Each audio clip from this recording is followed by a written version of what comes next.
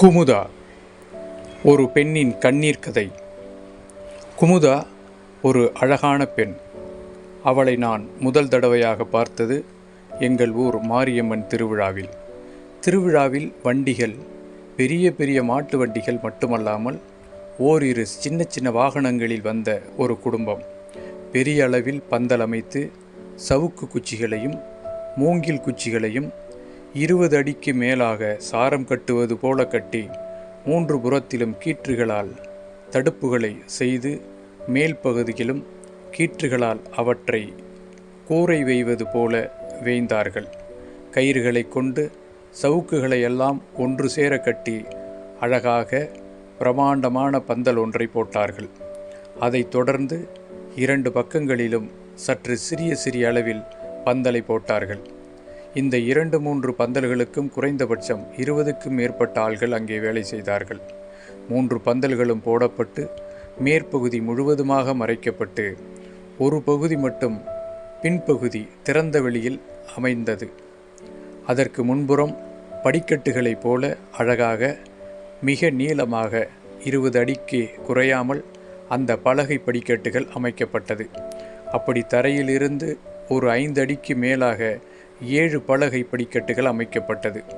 அவற்றின் மீது திறந்த வெளி மேடை அமைப்பது போல பாதி அளவில் அழகாக அமைத்து அதில் பலகைகளை கொண்டு ஆணிகளை வைத்து அடித்து ஒரு தற்காலிக ஆனால் உறுதியான பந்தலை அமைத்தார்கள்.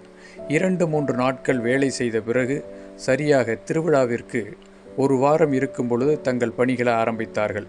அவற்றின் முன்புறம் கீழே இருந்து உள்ளே செல்வதற்கான சிறிய அளவிலான பாதையும் பின்புறம் பெரிய அளவிலான ஒரு பாதையும் அமைந்திருந்ததை பார்க்க முடிந்தது. அப்போது அந்த பெரிய கடை மிட்டாய் நடத்துபவருடைய குடும்பம் அங்கே ஒரு வண்டியில் வந்து இறங்கியது. அவர்கள் இப்படித்தான் தேர் திருவிழாக்கள் நடக்கும் அக்கம்பக்கத்து ஊர்களில் சென்று பெரிய மிட்டாய் கடைகளை போடுவதை வழக்கமாக கொண்டிருந்தார்கள். அந்த குடும்பத்தில் அப்பா, மூத்த மகன், அவரையடுத்து அந்த குடும்பத்தில் 2-3 பெண்கள். மூத்த பெண் திருமணம் முடித்து கணவனும் இதே தொழிலை செய்து வருகிறான். 2ஆம் பெண் இன்னும் திருமணம் நடக்கவில்லை. 3ஆம் பெண்ணுக்கு 18 வயது இருக்கலாம். 3 பெண்களும் அழகுதான் என்றாலும் கூட 3ஆம் பெண் எல்லா பெண்களையும் விட மிகச்சிறந்த அழகு.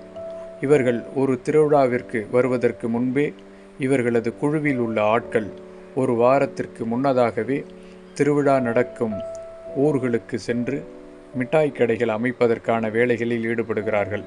பந்தல் மற்றும் அடுப்புகள், முன்புற மிட்டாய்கள் அடுக்கி வைக்கப்படுகின்ற பலகைகள் போன்றவை அமைக்கப்பட்ட பிறகு பெரிய கடை மிட்டாய் வைத்து நடத்தும் முதலாளி அங்கே வருகிறார். அப்போது அவர்கள் வருகின்ற வண்டியை அடுத்து 2வது வண்டியாக சமையல் பாத்திரங்கள், அதாவது இனிப்புகளை செய்யக்கூடிய மிகப்பெரிய பாத்திரங்கள் அங்கே கொண்டு வரப்படுகிறது. அடுப்பில் வைக்கக்கூடிய வாணலி பிரமாண்டமான அளவில் இருந்தது. சர்க்கரை, வெல்லம், மைதா, ரவை மட்டுமல்லாமல் இன்னும் பிற வண்ண கலவைகள் மூட்டை மூட்டையாக வந்து இறங்கின. 20க்கும் மேற்பட்ட கேஸ் சிலிண்டர்கள் வந்திருந்தன. பெரிய பெரிய செங்கற்கள் வைத்து அடுப்புகள், தற்காலிக அடுப்புகள் தயார் செய்யப்பட்டன. அது மட்டுமன்றி நிலத்தில் ஒரு பகுதி குழி பறிக்கப்பட்டு 2 பகுதிகளிலும் தற்காலிக சிமெண்டினால் குவில் போன்ற ஒரு அமைப்பு ஏற்படுத்தப்பட்டு உடனடி அடுப்புகள் பெரிய பெரிய அளவில் தயாராகின. இதுபோன்ற அமைப்புகள் தயாரான பிறகு முதலாளி வருகிறார். அவர்களுடன் மனைவி, மூத்த மகள், 2வது மகள், மருமகன், 2வது மற்றும் 3வது திருமணம் ஆகாத மகள்கள் இறங்கினார்கள். இவர்கள் எல்லோருக்குமே மிட்டாய் செய்யும் கலை நன்கு தெரிந்திருந்தது. அந்த பெண்களுக்கு பெரிதாக என்ன செய்ய தெரிந்துவிடப் போகிறது என்று நான் நினைத்திருந்தேன். ஆனால் எல்லா பெண்களுமே எல்லா வேலையுமே தெரிந்து வைத்திருந்தார்கள் என்பது அவர்கள் செய்யும் வேலையை வைத்து நன்கு தெரிகிறது. அப்போது வாணலியில் 10க்கும் மேற்பட்ட 15 லிட்டர் மற்றும் 10 லிட்டர் கேன்கள் என்று கடலெண்ணெய், நெய் மற்றும் வனஸ்பதி போன்றவைகள் அங்கே காய்ச்சப்பட்டு ரவை, மைதா, சர்க்கரை போன்றவைகள் பயன்படுத்தப்பட்டு ஒரு புறம் இனிப்பு வகைகளும் இன்னொரு புறம் மிக்சர், காராசேவு போன்ற வகைகளும் பெரிய அளவில் பெரிய பெரிய பாத்திரங்களில் தயாராகி கொண்டிருந்தன. தயாரான இனிப்பு மிட்டாய்களும் கார வகைகளும் பாத்திரத்தில் வைக்கப்பட்டு அவைகள் பல வண்ணங்களில், பச்சை, ஆரஞ்சு, வெள்ளை, மஞ்சள் என்று பெரும்பாலும் வண்ணங்களில் மிட்டாய்கள் கலரூட்டப்பட்டு தயாராகின. தயாரான மிட்டாய்கள் சதுர வடிவிலும் இருபக்க முக்கோண வடிவிலும் அழகாக நறுக்கப்பட்டு விற்பனைக்கு தயாராகின. அங்கே வட்ட வட்ட பலகைகள் அடுக்கப்பட்டு அரை வட்ட கூம்பு வடிவில் அழகாக வரிசையாக பலகைகள் அடுக்கி வைக்கப்பட்டிருந்தன. அடுக்கி வைக்கப்பட்டிருந்த பலகைகள் மீது மிக நேர்த்தியான வெள்ளை துணிகள் வைக்கப்பட்டு வெள்ளை துணியால் பலகைகள் மூடப்பட்டு இரு ஓரங்களிலும் கலர் துணியால் பார்டர்கள் கொடுக்கப்பட்டு அழகாக அமைக்கப்பட்டிருந்தது. இப்போது கூம்பு வடிவமான கிரீடம் போன்ற அந்த வட்ட வடிவமான பலகைகள் மீது வண்ண வண்ண இனிப்புகளை அடுக்கி வைத்தார்கள். கண்ணுக்கு இனிய அந்த வண்ணம் காண்போர்கள் உடனடியாக வாங்கி சுவைக்கும் வகையில் அமைந்திருந்தது. நான் 2-3 முறை அந்த பெரிய அளவிலான பந்தல் போன்ற அமைப்பின் பின்பக்கம் வழியாக சென்று சமையல் கட்டுக்குள்ளே வேடிக்கை பார்ப்பது போல சமைப்பவர்களை பார்த்திருக்கிறேன். நான் நினைத்த அந்த பெண்களில் 3வது பெண் அங்கே இருக்கிறாளா என்று கவனித்தேன். அவள்தான் அங்கே சுவை பார்த்து சொன்னாள். பெரும்பாலும் இனிப்பு மிட்டாய்களை பொறுத்தவரை சிறிதளவு சுவை கூட்டுவதற்காக உப்பு சேர்ப்பார்கள். அதனுடைய அளவை அந்த சிறிய பெண்தான் எவ்வளவு பெரிய பாத்திரத்தில் இனிப்புகள் தயாராகி இருந்தாலும் கூட அதன் சர்க்கரை அளவிற்கு ஏற்ப சுவை கூட்டுவதற்காகத்தான் உப்புகளை இந்த சிறிய பெண் பக்குவமாக சேர்க்கிறாள். கடை போடப்பட்டதிலிருந்து அடுப்பில் இனிப்புகளை தயார் செய்து முன்புற பலகைகளில் அழகாக அடுக்குவது வரை ஒவ்வொரு வேளையாக நானும் எனது நண்பனும் கவனித்து கொண்டே இருந்தோம். என்னுடன் எனது நண்பனும் அங்கே வேடிக்கை பார்ப்பதற்காகத்தான் வந்திருந்தான். கிராமத்தில் வேடிக்கையாக ஒரு வழக்கு மொழி உண்டு. பெரிய மிட்டாய் கடையை வேடிக்கை பார்ப்பவன் போல பார்க்கிறாயே என்று சொல்வார்கள். நாங்கள் உண்மையிலேயே அந்த மிட்டாய் கடையும் அதில் பெண்கள் பம்பரமாக வேலை செய்வதையும் பார்த்து ரசித்தோம். அதில் உண்மையிலேயே 3வது பெண் அழகென்றால் மிக அழகு, அது மிகையல்லா. அப்போதுதான் எனது நண்பன் சொன்னான், அந்த பெண் நம்ம ஊரில், அதாவது எந்த ஊரில் திருவிழா நடக்கிறதோ அதே ஊரில் மாப்பிள்ளையை பார்த்திருக்கிறார்கள் என்று கூறினான். இந்த 2-3 நாட்களில் அவன் இந்த விஷயத்தை சேகரித்து எனக்கு கூறியிருக்கிறான் போலும். அவன் கூறியது உண்மைதான். திருவிழா முடித்த கையோடு எல்லோரும் கிளம்பினார்கள். ஆனால் பெரிய மிட்டாய் கடைகள் மட்டும் திருவிழா முடிந்தும் 1 வாரம் இருந்தது. அதனால் அடிக்கடி கடைத்தெருவிற்கு வரும் சாக்கில் திருவிழா கடைக்கு ஏதோ மிட்டாய் வாங்குவது போல நாங்கள் அந்த பெண்களை, குறிப்பாக அந்த சின்ன பெண்ணை பார்ப்பதை வழக்கமாக கொண்டிருந்தோம். அப்போது எனது நண்பன் அந்த சிறிய பெண் பெயர் குமுதா என்றும் அந்த பெண்ணை நம்ம ஊரில் ஹோட்டலில் உள்ளே மாஸ்டராக இருக்கும் பாண்டிதான் திருமணம் புரிய போகிறான் என்றும் சொன்னான். அந்த பாண்டியை நான் சரியாக பார்த்ததில்லை. ஆனால் இவ்வளவு அழகான பெண்ணை கடையில் மாஸ்டராக, அதுவும் புரோட்டா மாஸ்டராக பணிபவருக்கு ஏன் கொடுக்கிறார்கள் என்று தெரியவில்லை. அப்போது விசாரித்ததில் பாண்டிக்கு கடை வைத்து நடத்தும் ஓனரின் மனைவி சண்பகம் அத்தை என்று தெரிகிறது. இதற்காகவே இந்த பெண்ணை திருமணம் செய்து கொள்ளப் போகும் அந்த கொடுத்து வைத்த பாண்டியை நன்றாக ஒரு முறை பார்த்துவிட வேண்டும் என்ற அந்த ஹோட்டலுக்கு தண்ணீர் குடிப்பது போல ஒரு முறை நாங்கள் இருவரும் போய் பார்த்தோம். சம்பந்தமே இல்லாத ஒரு பொருத்தம். எப்படி அவர்கள் அவ்வளவு அழகான பெண்ணை இவனுக்கு மணமுடிக்க வேண்டிய அவசியம் என்ன வந்தது என்று யோசித்தேன். அப்பொழுது நேரடியாகவே கேட்டுவிடலாமே என்ற ரீதியில் நான் அந்த மிட்டாய் கடையில் அந்த சின்ன பெண் உட்கார்ந்திருந்த போது நாங்கள் இருவரும் சென்று அவளிடம் பேச்சு கொடுத்தோம். அவள் எங்களிடம் மிக சகஜமாக பழகினாள். ஆனாலும் அந்த கடையில் வேலை செய்யும் ஓரிரு ஆட்கள் கடை வைத்த நாளிலிருந்து நாங்கள் கடையை சுற்றி வருவதும் அந்த பெண்களை பார்ப்பதுமாக இருப்பதும் அவன் எங்களை கண்டுபிடித்து விட்டான். அதனால் நாங்கள் அந்த பக்கம் போகும்போதும் வரும்போதும் எங்களை அவன் முறைத்து பார்ப்பதை வழக்கமாக கொண்டிருந்தான். எப்படி முறைத்து பார்த்து எதற்காக ஆவது? இப்படி கொண்டு போய் ஒரு கிளியை அந்த பூனையிடம் கொண்டு போய் தரப்போகிறார்களே, நீங்களெல்லாம் மனிதர்களா என்றுதான் மனதிற்குள்ளேயே அந்த ஆளை நான் பலமுறை திட்டியிருக்கிறேன். இப்போது அந்த குமுதாவிடமே நேரடியாக கேட்டேன், என்ன படிக்கிறீங்க? அதற்கு அந்த பெண் 10ஆம் கிளாஸ் முடித்து 2 வருஷம் ஆகுது என்றாள். மேற்கொண்டு படிக்க முடியல, சூழ்நிலை சரியில்லை, அதனால் வீட்டில் மேரேஜ் ஏற்பாடு பண்ணியிருக்காங்க என்று அவளும் அதே விஷயத்தை சொன்னாள். இப்பொழுது நான் கேட்டேன், நீங்கள் எங்கள் ஊரில் தான் கல்யாணம் பண்ணிட்டு வரப்போகிறதா இவன் சொல்கிறானே, அது உண்மையா கேட்டேன். ஆமாம், எங்கள் மாமாவை தான் நான் கல்யாணம் பண்ணிக்க போகிறேன். அவர் இங்கே தான் பக்கத்து ரஞ்சிதா ஹோட்டலில் புரோட்டா மாஸ்டர் ஒர்க் பண்ணுறார். நான் துணிச்சலை வரவழைத்து கொண்டு அந்த பெண்ணிடம் கேட்டேன், சரி, ஏன் நீங்கள் தான் அவரை கல்யாணம் பண்ணிக்கணுமா? உங்களுக்கு அவர் பொருத்தமாக இல்லையே? உண்மைதான், எனக்கும் அவருக்கும் பொருத்தமாக இல்லை தான். என் ஃப்ரெண்டு பூரா என்கிட்ட கேலி பண்ணுறாங்க தான். நான் என்ன பண்ண முடியும்? எங்கள் வீட்டில் நாங்கள் 5 பேர். மூத்த அண்ணன் மிட்டாய் கடை வச்சு கவனிச்சிக்கிறாரு. பொண்ணு கல்யாணம் பண்ணி கொடுத்து இங்கே இல்லை, அவர் தான் வெளியூரில் செட்டில் ஆகிட்டாங்க. அவங்க தனியாக மிட்டாய் கடை வேறு போட ஆரம்பிச்சிட்டாங்க. என்னுடைய 2வது அக்கா தான் இங்கே வந்து இருக்காங்க. அவங்க வீட்டுக்காரரும் இங்கே தான் இருக்கார். அவரும் இனிப்பு காரம் எல்லாமே போடுவார். அவர் மாஸ்டர் தான். 3வது அக்காவுக்கு கல்யாணம் ஆயிடுச்சு. அப்போது அந்த பெண்ணுக்கு திருமணம் ஆகவில்லை என்ற தகவலை நண்பன் கூறியது தவறான தகவல் என்று தெரிந்து கொண்டேன். அப்போது மீதம் இவள் ஒருத்திக்கு தான் திருமணம் ஆகாமல் இருக்கிறது. தொடர்ந்து அவளை பேச ஆரம்பித்தால், அவர் இந்த ஊரில் தான் மாஸ்டர் ஒர்க் பண்ணிகிட்ருக்கார். அடுத்து நான் தான் இருக்கேன். என் அம்மா கூட பிறந்த தம்பியுடைய மகன்தான் அவர். எனக்கு மாமா மகன். அது மட்டும் இல்லாமல் அவருக்கு ஸ்வீட் காரம் புரோட்டா எல்லாமே போடக்கூடிய அளவில் இருக்கார். அதனால் எங்கள் வீட்டுக்கு மாப்பிள்ளையாக வரவங்க எல்லாருக்குமே ஸ்வீட்டு காரம் போட தெரிஞ்ச ஆளாக தான் இருக்கணும். ஏன்னா நாங்கள் திருவிழா காலங்களில் ஊராக போய் பெரிய மிட்டாய் கடைகளை வைக்க ஒவ்வொரு வருஷமும் புது புது ஆளுகளை நம்பியிருக்க முடியாது. அதனால் எங்கள் வீட்டில் இப்படி ஒரு முடிவுக்கு எங்கள் அப்பா வந்திருக்கார். நீங்கள் சொல்கிறது சரிதான், ஆனால் நீங்கள் 10ஆம் கிளாஸ் வரைக்கும் படிச்சிருக்கீங்களே, அவர் உங்கள் மாமா பையன் என்ன படிச்சிருக்காருன்னு தெரியலையே.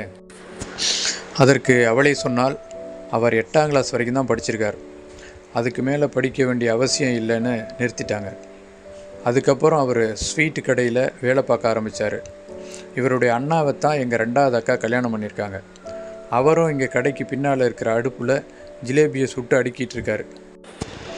அப்போது எனது நண்பன் கேட்டான், ஆமாம், உங்கள் வீட்டில் எல்லாருமே ஸ்வீட் மாஸ்டர், கார மாஸ்டர், புரோட்டா மாஸ்டர் இது மாதிரி பார்த்து பார்த்து கல்யாணம் பண்ணி தரீங்களே, ஏன் மாப்பிள்ளையை கல்யாணம் பண்ணி உங்கள் வீட்டோடு வச்சுக்கிற மாதிரியான வேலையை பார்க்குறீங்க? உன்னை கல்யாணம் பண்ணி கொடுத்தா வேறு ஏதாவது வேலை கூட பார்க்கலாம் இல்லையா? அதுக்கு குமுதா விளக்கம் கொடுத்தாள். நீங்கள் சொல்வது உண்மைதான், ஆனால் எங்கள் அப்பாவை பொறுத்தவரை அவர்கள் பாரம்பரியமாக இந்த தொழிலை செய்து வருகிறார்கள். இடையில் விட்டுவிட்டால் இந்த தொழில் பாதித்துவிடும் என்று என் அப்பா பயந்துதான் இப்படி ஒரு முடிவு எடுத்திருக்கிறார். அப்போது எனது நண்பன் சொன்னான், குலத்தொழில் விட்டுறக்கூடாதுன்னு இன்னும் எத்தனையோ பேர் வாழ்ந்துக்கிட்டு தான் இருக்காங்க. அப்படி இந்த கடையோட முதலாளியும் குலத்தொழில் பாரம்பரியமான மிட்டாயை கடையை குலத்தொழிலை கடைப்பிடிக்கிறேன்னு சொல்லிட்டு எல்லா பிள்ளைங்களையும் இப்படி குளத்தில் பிடிச்சி தள்ளி விட்டுட்டுருக்கார் என்று மெல்லமாக சொன்னான். அவள் காதில் விழாதவாறு. எப்படியோ காலகாலமாக இந்த தொழிலை சிறப்பாக இருக்கணும்னு போராடிட்டுருக்கார். அந்த வகையில் அவரை நம்ம பாராட்டியே ஆகணும் என்றான். உங்களுக்கு மாமன் மகளை திருமணம் செய்து கொள்ள விருப்பமில்லை என்று நீங்கள் ஏன் தைரியமாக சொல்லவில்லை என்று கேட்டேன். தைரியமாக நான் சொல்ல வேண்டுமென்றால் என்னை வேறு யாராவது இதற்கு முன் பெண் கேட்டிருந்தால் நான் அவரை கை காட்டியிருப்பேன். என்னை முதலாக பெண் கேட்டது இந்த ஊரில் இருக்கும் பாண்டிதான். அவர் எனது மாமன் மகள் என்பதால் என் அம்மாவும் உடனே சரி என்று சொல்லிவிட்டார். என்னை பொறுத்தவரை என் அப்பாவும் அம்மாவும் எடுக்கிற முடிவை நான் சரி என்று விட்டுவிடுவேன். அதற்காக தேவையில்லாமல் வீட்டை பகைத்து கொள்வதற்கு எனக்கு ஒருபோதும் உடன்பாடு இல்லை என்று கூறிவிட்டாள். அப்போது எனக்கு துணிச்சலாக, நான் உன்னை விரும்புகிறேன், என்னை உனக்கு திருமணம் செய்து கொள்ள சம்மதமா என்று கேட்கலாம் என்று பலமுறை நினைத்தேன். ஆனால் ஒரு முறை கூட அவளிடம் கேட்கவில்லை. அப்படியே விட்டுவிட்டேன். மனதோடு அந்த எண்ணம் கரைந்தது. அப்போது எதிர்பாராத ஒரு திருப்பம் நடந்தது. குமுதா வருவாள். குமுதா, ஒரு பெண்ணின் கண்ணீர் கதை, பகுதி 2. திருவிழா ஊரில் ஏற்பாடு செய்யப்பட்டு அதற்கான சாமி புறப்பாடுகள் 16 நாட்கள் விமரிசையாக நடந்தன. அதன் தொடர்ச்சியாக காப்பு கட்டி 8 நாட்கள் திருவிழாவுக்கான முன்னேற்பாடுகள் நடந்து கொண்டிருந்தன. தினந்தோறும் இரவு 10 மணிக்கு மேல் அம்மன் சப்பரத்தில் பவனி வருவது வழக்கம். அப்படி வருகின்ற அம்மனது ஊர்வலமானது அதிகாலை நேரம் வரை ஊருக்குள் மிக முக்கிய தெருக்களின் வழியாக ஊர்வலம் செல்லும். அவை பெரும்பாலும் தேர் வரும் தெருக்களாகத்தான் இருக்கும். அந்த 10 மணி நேரத்திலிருந்து நாங்கள் நண்பர்கள் ஒன்று சேர்ந்து சாமி ஊர்வலத்தின் பின்னாலேயே வருவது வழக்கம். அப்படி வருவது திருவிழாவுக்காக வெளியூர்களிலிருந்து வந்திருந்தவர்கள் அனைவரும் இரவு எத்தனை நேரம் ஆனாலும் கூட அவர்கள் விழித்திருந்து சாமி புறப்பாடாகும் அந்த நேரத்தில் தெருமுனையில் கம்பத்தில் இந்த புறமும் அந்த புறமும் நீளமான கயிறு கட்டி கயிற்றின் 20 அடி நீளத்திற்கு நாட்டு வெடிகளை இணைத்து வைத்திருப்பார்கள். இந்த நாட்டு வெடிகள் பற்ற வைக்கப்பட்டு பெரும் சத்தத்தை எழுப்பும். அந்த சத்தமானது, உங்கள் தெருவுக்கு நாங்கள் அம்மனை கொண்டு வந்திருக்கிறோம், நீங்கள் எழுந்திருந்து அதற்கான படையலை செய்வதற்கு தயாராக வாருங்கள் என்று அர்த்தம். அதற்காகத்தான் அவ்வளவு அதிகப்படியான சப்தத்தை எழுப்புவார்கள். அதற்கு முன்னதாகவே தெருவில் கரகாட்டம், ஒயிலாட்டம், மயிலாட்டம், தெருக்கூத்துகளின் ஒரு பகுதியாக பபூன் வேடம் தரித்த ஆண்கள் அங்கே வேஷமிட்டு மக்களை திருப்திப்படுத்தி கொண்டு செல்வது வழக்கம். அதன் தொடர்ச்சியாக கும்மி ஆட்டம். ஆண்கள் 10 பேர் குழுமியபடி தெருவில் ஆடியபடியே வந்து கொண்டிருப்பார்கள். அதையடுத்து உடுக்கையாட்டம். உடுக்கையாட்டம் என்பது சிறு அளவிலான ஒலி எழுப்பக்கூடிய அந்த உடுக்கை எல்லோர் கையிலும் வைத்திருப்பார்கள். அப்படி 10 பேர் சிறு உடுக்கையுடன் ஒலி எழுப்பியபடி ஒரு பாடலை பாடியபடியே கும்மி அடிப்பது போல சுற்றி சுற்றி வலம் வருவார்கள். இது மிகவும் சிறப்பான ஒரு ஆட்டம். அதைத் தொடர்ந்து ஒரு அரை மணி நேரத்திற்குள்ளாகவே சாமி புறப்பாடாகிவிடும். மக்கள் இந்த விளையாட்டுகளை கண்டுகளித்து கொண்டிருந்த சிறிது நேரத்திற்கெல்லாம் சாமி புறப்பாடாகி தெருவழியே வந்து விடுவது வழக்கம். அப்படி திருவிழா வரும்பொழுது ஒவ்வொரு வீடுகளிலும் அவரவர்களுடைய சொந்தக்காரர்கள், வெளியூர்களிலிருந்து வந்தவர்கள், அதில் ஆண்களும் பெண்களும் சிறுவரும் சிறுமியரும் மிக முக்கியமாக வந்து இந்த கரகாட்டம், ஒயிலாட்டம், மயிலாட்டம், கும்மியாட்டம் போன்றவற்றை கண்டுகளிப்பார்கள். அவற்றுடன் இளம் பெண்கள் நிறைய பேர் வந்திருப்பார்கள். அவர்களை காளையர்கள் கவர்வதற்காக சுற்றி சுற்றி வருவது வழக்கம். இது போன்ற திருவிழா காலங்களில் காதலர்களுக்கு கொண்டாட்டமாகிவிடும். இல்லாவிட்டாலும் கூட புதிய காதலும் அவர்களுக்கு அமைவதற்கு வாய்ப்பு இருக்கும். அதற்காகத்தான் பெண் பிள்ளைகளும் ஆண் பிள்ளைகளும் திருவிழா காலங்களில் ஒன்று கூடுவது தொன்று தொட்டு வருகின்ற ஒரு வழக்கமாக தமிழகத்து திருவிழாக்களில் இருந்து வருகிறது. இவன் யார் வீட்டு பையன், இந்த பெண் யார் வீட்டு பெண், இவனை நம் பையனுக்கு பெண் கேட்கலாமா, இந்த பெண்ணை நம் பையனுக்கு கேட்கலாமா, இந்த பையனை நம் பெண்ணுக்கு கேட்கலாமா, கட்டிக்கொள்ளும் முறைதானா, அத்தை மாமன் உறவு முறையா அல்லது தங்கை முறையா என்றெல்லாம் பார்த்து சம்பந்தப்பட்ட வீட்டுக்காரர்களிடம் விசாரித்து, அத்தை முறை மாமன் முறை என்றால் பெண் என்ன படித்திருக்கிறாள், ஆண் என்ன படித்திருக்கிறான், அவர்களுடைய எதிர்கால லட்சியம் என்ன, குடும்பத்தின் நிலை என்ன, பெண் கோத்திரம் என்ன, குல வழக்கம் என்ன, அது மட்டுமன்றி அப்படி திருமணம் அமைவதென்றால் எத்தனை பவுன் நகை போடுவார்கள், எவ்வளவு பணம் தருவார்கள், வண்டி வாகனங்கள் தருவார்களா அல்லது நிலம் ஏதாவது எழுதி தருவார்களா, வயல் ஏதாவது இருக்கிறதா, அப்பா அம்மாவுடைய நிலை, அண்ணன் தம்பிகள் பெண்ணுக்கு யாராவது இருக்கிறார்களா அல்லது மாப்பிள்ளைக்கு அக்கால் தங்கைகள் இருக்கிறார்களா என்பது பற்றி விலாவாரியாக விசாரித்து அப்படி சரியாக வரும் சமயத்தில் அந்த பெண்ணையோ மாப்பிள்ளையோ கேட்டு விடுவார்கள். அதற்காகத்தான் பெரும்பாலும் திருவிழாக்கள் வரும் வேளையில் தங்கள் பெண்ணையும் பையனையும் அழைத்து கொண்டு திருவிழா காலங்களில் அந்தந்த ஊர்களுக்கு செல்வது வழக்கமாக ஒன்றாக இருந்து வருகிறது. அது மட்டுமன்றி திருவிழாக்கள் பெரும்பாலும் சித்திரை மாதங்களில் வருவதால் பள்ளிகள் முடிந்திருந்து விடுமுறை காலமாகத்தான் இருக்கும். விவசாய நிலத்தில் விவசாயிகள் அறுவடை செய்து முடித்திருந்த காலமாகவும் இருக்கும். இந்த ஓய்வு நேரங்களை அவர்கள் தங்களது தெய்வ வழிபாட்டுக்காக செலவிடுகிறார்கள். இது தமிழகத்தில் மட்டுமல்லாமல் இந்தியாவில் இந்துக்களால் பாரம்பரியமாக கொண்டாடி வருகின்ற ஒரு வழக்கமாகும். அப்படித்தான் எங்கள் ஊரிலும் சித்திரை மாதத்தில் வருகின்ற இந்த அம்மன் திருவிழாவுக்கு அக்கம்பக்கத்து ஊர்களில் எல்லாம் இருந்து உறவுகள் எல்லாம் வந்திருப்பார்கள். நான் எனது நண்பர்களுடன் சாமி ஊர்வலத்தின் போதே மெதுவாக அவைகளுடன் செல்வதை வழக்கமாக கொண்டிருப்போம். அப்பொழுதுதான் யாராவது நல்ல அழகான இளம் பெண்களோ அல்லது பெண்களோ அங்கே வந்திருந்தால் அவர்களை பார்த்துவிட்டு அவர்கள் நம்மை பார்க்கிறார்களோ இல்லையோ, நாங்கள் அவர்களை பார்த்துவிட்டு ஏதோ சாதித்து விட்டது போல அடுத்த தெருவிற்கு அந்த ஊர்வலத்தின் சாமி ஊர்வல சப்பரத்தின் பின்னாலேயே சென்று விடுவோம். எங்கள் தெருவின் வழியாக நாங்கள் சென்றாலும் விதவிதமான பெண்களை, இளம் பெண்களை நாங்கள் பார்த்தாலும் கூட எனக்கு என்னவோ அந்த பெரிய கடை மிட்டாய் வைத்திருக்கும் அந்த சிறிய பெண்ணை விட்டு மனம் விலக மறுத்தது.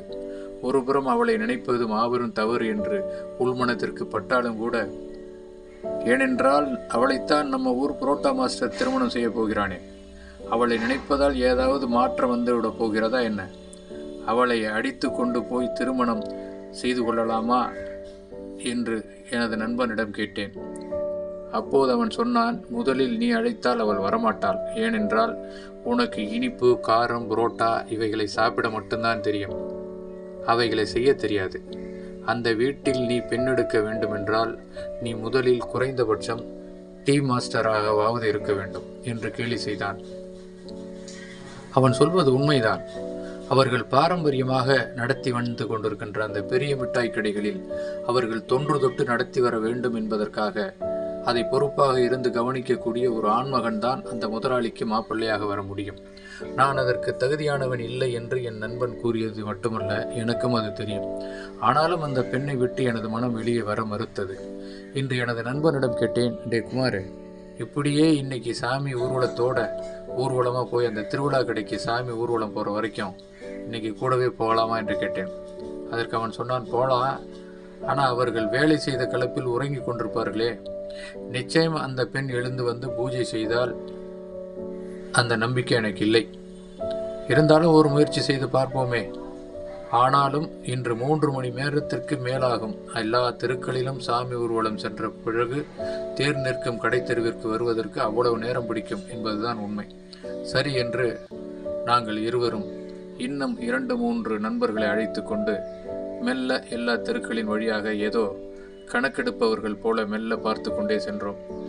அப்போது 2-3 மணி நேரம் கழித்து பல தெருக்களை கடந்து கடைத்தெரு வழியாக சாமி ஊர்வலம் வரும்பொழுது கிட்டத்தட்ட விடிவதற்கு இன்னும் சிறிது நேரம்தான் பாக்கி இருந்தது.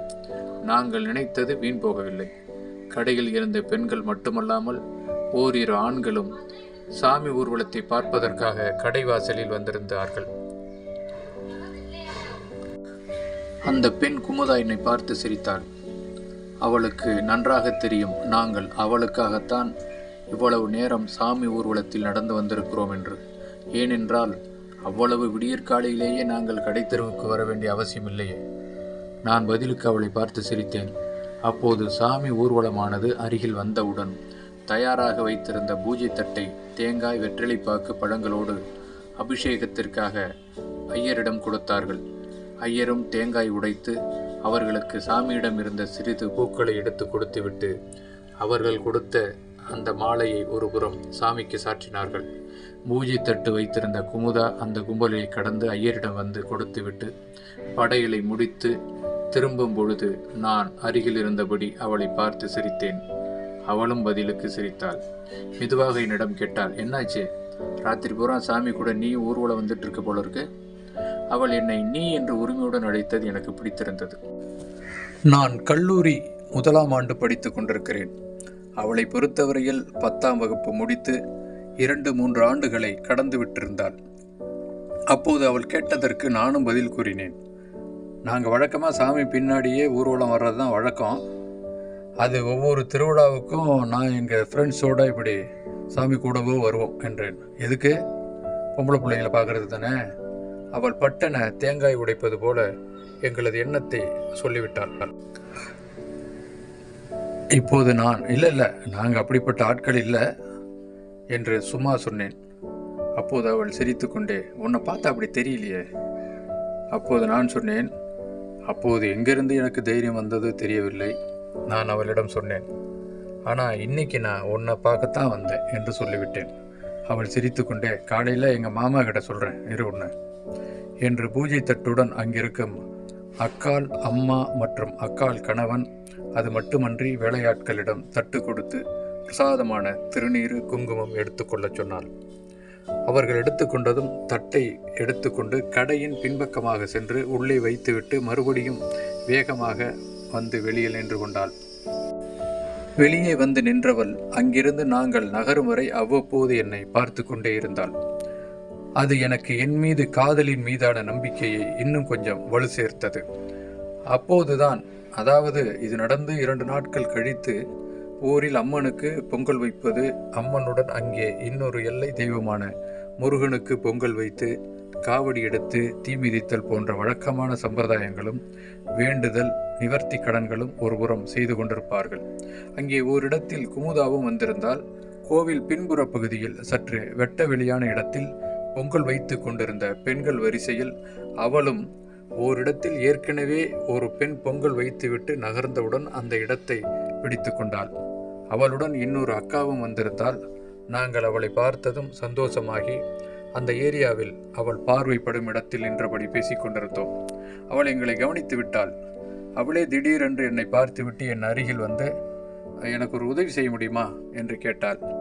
சொல்லு, உனக்கு உதவி செய்கிறதுக்கு தானே இங்கே நான் நிற்கிறேன் என்று சிரித்தபடியே, கொஞ்சம் விறகு வேணும் பொங்க வைக்கிறதுக்கு, பக்கத்தில் ஏதாவது குச்சி கிடைக்குதான்னு கொஞ்சம் பாரு.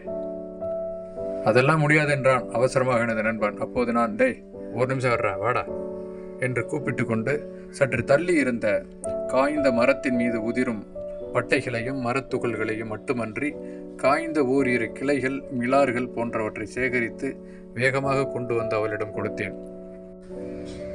அவள் என்னிடம் இருந்து சிரித்து கொண்டே நன்றி சொல்லிவிட்டு வாங்கி கொண்டாள்.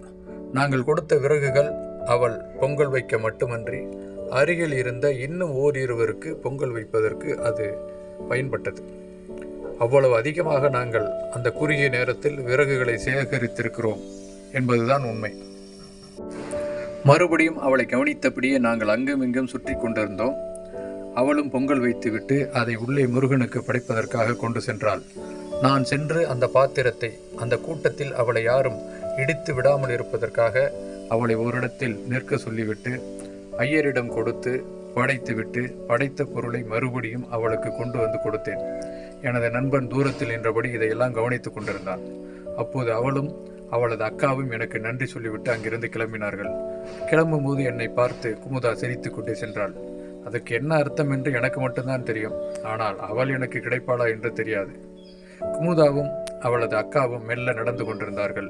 சற்று இடைவெளி விட்டு நானும் எனது நண்பனும் அவர்களை பின்தொடர்ந்தபடி நடந்து சென்றோம். குமுதா அடிக்கடி திரும்பி பார்ப்பதும் போவதுமாக இருந்தால் அதன் பிறகு அவர்கள் மிட்டாய் கடை வரை அவர்களை வழி அனுப்பிவிட்டு நாங்கள் வேறு பகுதிக்கு சென்றோம். அடுத்த நாள் திருவிழாவின் மிக முக்கியமான நாள். அதுதான் தேர் வலம் வரும் நாள். அன்றைய நாளும் அப்படித்தான். காலையிலிருந்து தேர் நிலையிலிருந்து நகரும் பொழுதே நாங்கள் சங்கிலியை பிடித்து சிறிது தூரம் இழுத்து கொண்டு வந்தோம். பிறகு அவரவர்கள் தெருவிற்கு வரும்பொழுது தேரை இழுத்து கொள்ளலாம் என்று முடிவு செய்துவிட்டு மறுபடியும் வழக்கம் போல அந்த பெரிய கடை மிட்டாய்க்காரியை பார்ப்பதற்காக சென்று விட்டோம். ஆனால் இன்று அவள் என்னை திரும்பி பார்ப்பதற்கு கூட அவளுக்கு நேரமில்லை போல இருக்கிறது. அவ்வளவு பிஸியாக மிட்டாய்களை எடுத்துக்கொண்டும் கொடுத்து கொண்டும் உள்ளே சரக்குகளை கொண்டு வந்து கடை வியாபாரம் செய்யும் ஆட்களிடம் கொடுப்பதும் பிறகு காலித்தட்டுகளை கொண்டு போய் உள்ளே கொடுப்பதும் வருவதுமாக 2-3 முறை வந்துவிட்டால். ஆனால் ஒரே ஒரு முறை மட்டும் நிமிர்ந்து சுற்றிலும் பார்த்தால் நாங்கள் எதிரே இருக்கும் பொறிக்கடலைக்காரர்களிடம் கொஞ்சம் பொறி பொட்டுக்கடலை பட்டாணி என்று வாங்கி வைத்து கொண்டு ஒரு ஓரமாக நின்று தின்றபடியே கவனித்துக் கொண்டிருந்தோம். அவளை என்னை திரும்பி பார்க்க வேண்டும் என்பதற்காகத்தான் சற்று தள்ளி இருந்த ஒரு மர நிழலில் நின்றிருந்தோம். அவள் கண்களால் என்னை தேடிவிட்டு நான் எங்கே இருக்கிறேன் என்று சுற்றுமுற்றும் ஒரு பார்வை பார்த்தாள். ஒரு மரத்தின் நிழலோரம் நாங்கள் இருவரும் நிற்பதை பார்த்துவிட்டு பிறகு நிம்மதியுடன் உள்ளே சென்றாள். அவள் என்னை பார்ப்பதற்காகத்தான் வெளியே வந்ததாக நானே நினைத்து கொண்டேன். அவளிடம் கேட்டால்தான் தெரியும் அவள் என்ன நினைத்து கொண்டிருந்தாள் என்று. அப்போது நான் எரிச்சல் அடையும் ஒரு சம்பவம் நடந்தது. வேறொன்றுமில்லை, அவளை திருமணம் செய்து கொள்ளப் போகும் எங்கள் ஊர் ஹோட்டலின் புரோட்டா மாஸ்டர் பாண்டியன் வெள்ளை வேட்டி வெள்ளை சட்டை சகிதமாக அங்கே வந்திருந்தான். வந்தவன் குமுதாவிடம் சிரித்து சிரித்து பேசிக்கொண்டிருந்தான். அதன் பிறகு அங்கே நின்று இருப்பது எனக்கு சரியான செயலாக தோன்றவில்லை. அதைத்தான் எனது நண்பனும் நினைத்திருப்பான் என்று நினைக்கிறேன். சரி வா போலாம் என்று அவன் அலுப்புடன் சொல்லிக்கொண்டு என்னை அங்கிருந்து அப்புறப்படுத்தி விட்டான். நாங்கள் அங்கிருந்து அகன்று செல்வதை ஓரக்கண்ணால் பார்த்து கொண்டே அவள் பாண்டியிடம் ஏதோ பேசிக்கொண்டிருந்தாள். அப்போது குமுதாவின் அம்மாவும் அவனிடம் ஏதோ பேசிக்கொண்டிருந்தார்கள். மூவரும் பேசிக்கொண்டே கடையின் பின்புறம் சென்றார்கள். அதன் பிறகு அவர்கள் வெளியே வரவே இல்லை என்பது மட்டும் எனக்கு தெரிந்தது. அன்று மாலை பெரிய மிட்டாய் கடை பக்கம் போக வேண்டும் என்ற எண்ணம் எனக்கு துளியும் இல்லை. தேவையில்லாமல் அந்த பெண்ணின் மனதில் கனவுகளை வளர்த்துவிட்டு நானும் என் மனதில் அனாவசியமாக கனவுகளை வளர்த்து கொண்டு அவள் வேறு யாரையோ திருமணம் செய்து கொண்டு அதன் பிறகு நான் அவளையே நினைத்து கொண்டு இப்படியெல்லாம் வாழ்வது ஒரு சரியில்லாத ஒரு செயலாயிற்று.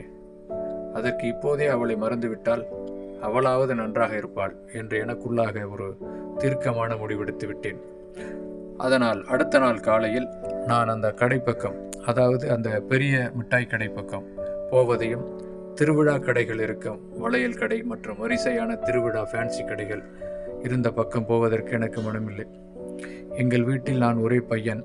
அதனால் ஏதாவது ஒரு தங்கை இருந்தாலும் கூட நான் அந்த வளையல் கடை ஃபேன்சி கடைகள் பக்கம் நான் அவளை அழைத்து கொண்டு போயிருக்க முடியும்.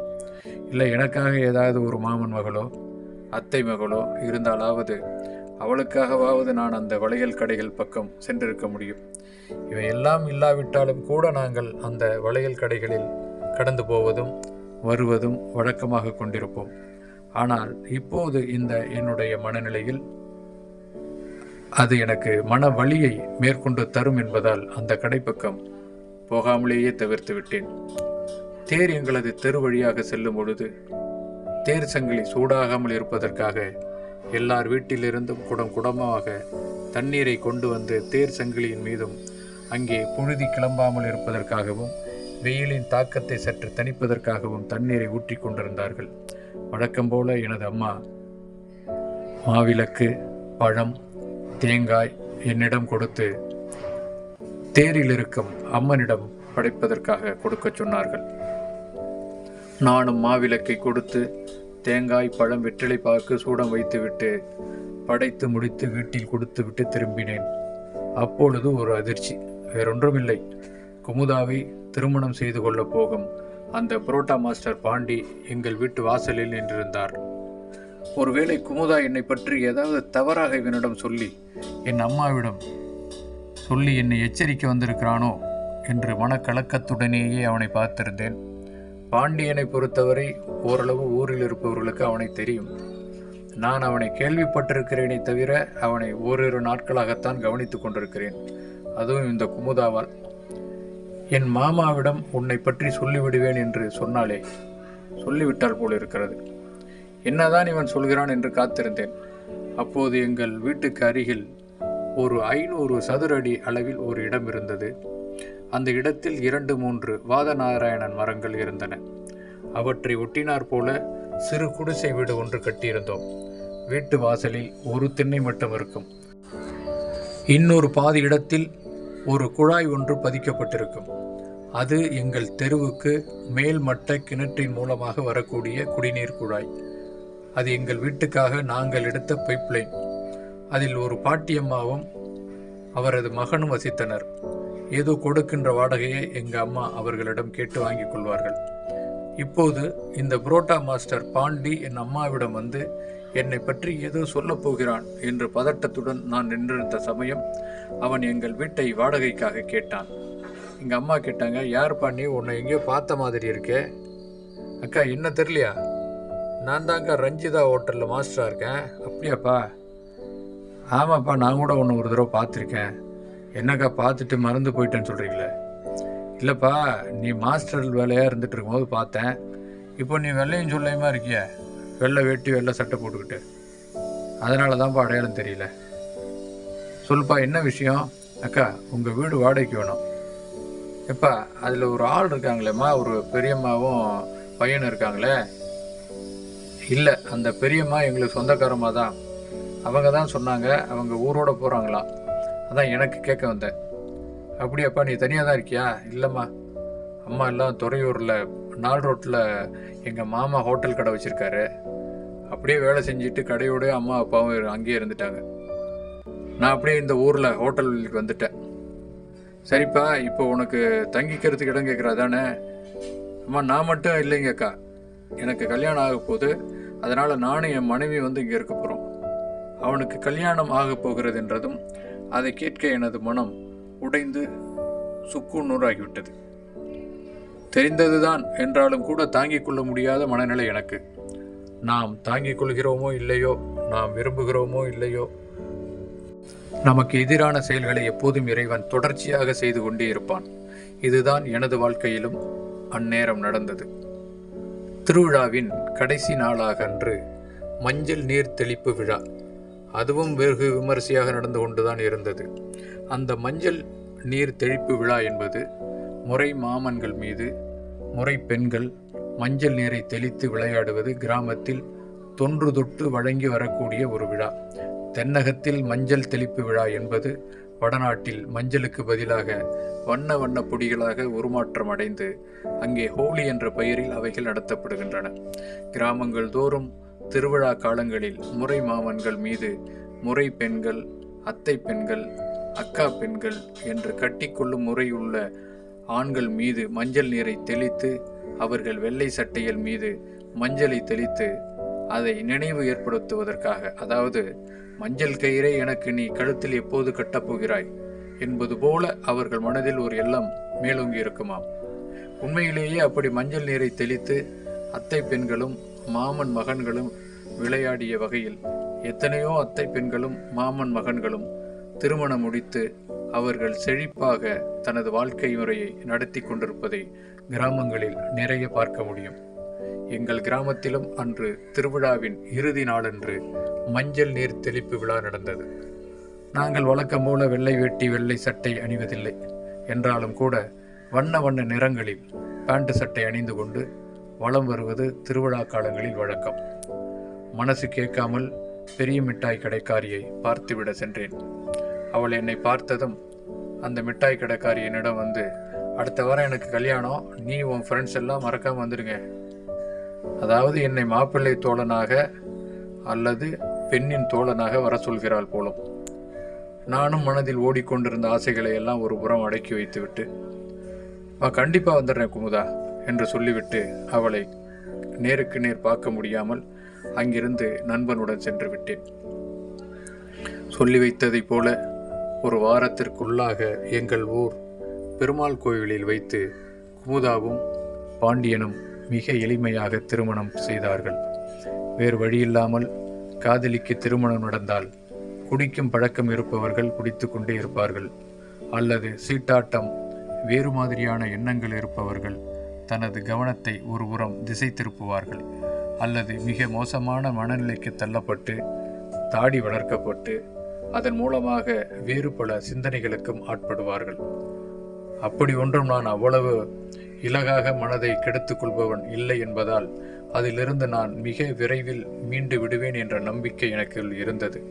அதற்கு மிக முக்கிய காரணம் என்னவென்றால், நாம் ஒரு பெண்ணை காதலிக்கிறோம் என்றால் அவளிடம் அதை சொல்வதற்கான காலகட்டம் தேவைப்படுகிறது. ஏதோ திருவிழாவிற்கு கடை போட வந்தார்கள், அதில் நாம் ஒரு பெண்ணை பார்த்தோம், அவளை எனக்கு பிடித்து போய் அவளை திருமணம் செய்து கொள்ளலாம் என்ற எண்ணம் என்பது நடைமுறைக்கு ஒத்துவராத விஷயம் என்பதுதான் அப்பட்டமான உண்மை.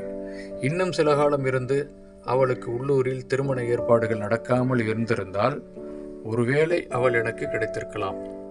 இது எல்லாவற்றையும் தாண்டி அப்படி ஒரு பெண்ணை நான் திருமணம் செய்ய போகிறேன், பெரிய மிட்டாய் கடைக்காரியை நான் திருமணம் செய்ய போகிறேன் என்று என் அம்மாவுக்கு ஒருவேளை தெரிய வந்தால் அவர்கள் அதற்கு ஒத்துக்கொள்வார்களா என்பது உண்மையிலேயே கேள்விக்குறிதான். எது எப்படியோ அவளுக்கு திருமணம் இனிதாக நடந்தது. நானும் எனது நண்பனும் அந்த பெருமாள் கோவிலில் நின்று அவளுக்கு அந்த திருமணத்திற்கு அட்சதையை தூவி வாழ்த்தும் தெரிவித்து விட்டோம். அடுத்த நாள் காலையில் நான் சொன்ன எங்கள் வீட்டு பக்கத்தில் இருந்த குடிசை வீட்டில் இருந்த பெரியம்மாவும் அவரது மகனும் 2 நாட்களுக்கு முன்பே காலி செய்துவிட்ட சூழலில் இப்போது குமுதாவும் பாண்டியும் புது மன தம்பதிகளாக குடிவந்தார்கள்.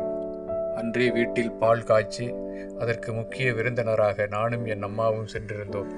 அந்த வீட்டில் குமுதா அழகாக பாத்திரங்களை, அவள் அம்மா அளித்த அவளுக்காக கொடுத்த பாத்திரங்களை அடுக்கி வைத்திருந்தால், காய்ச்சிய பசும் பாலில் வெல்லம் கலந்து எனக்கு ஒரு டம்ளர் பாலை அவளே கொடுத்தாள்.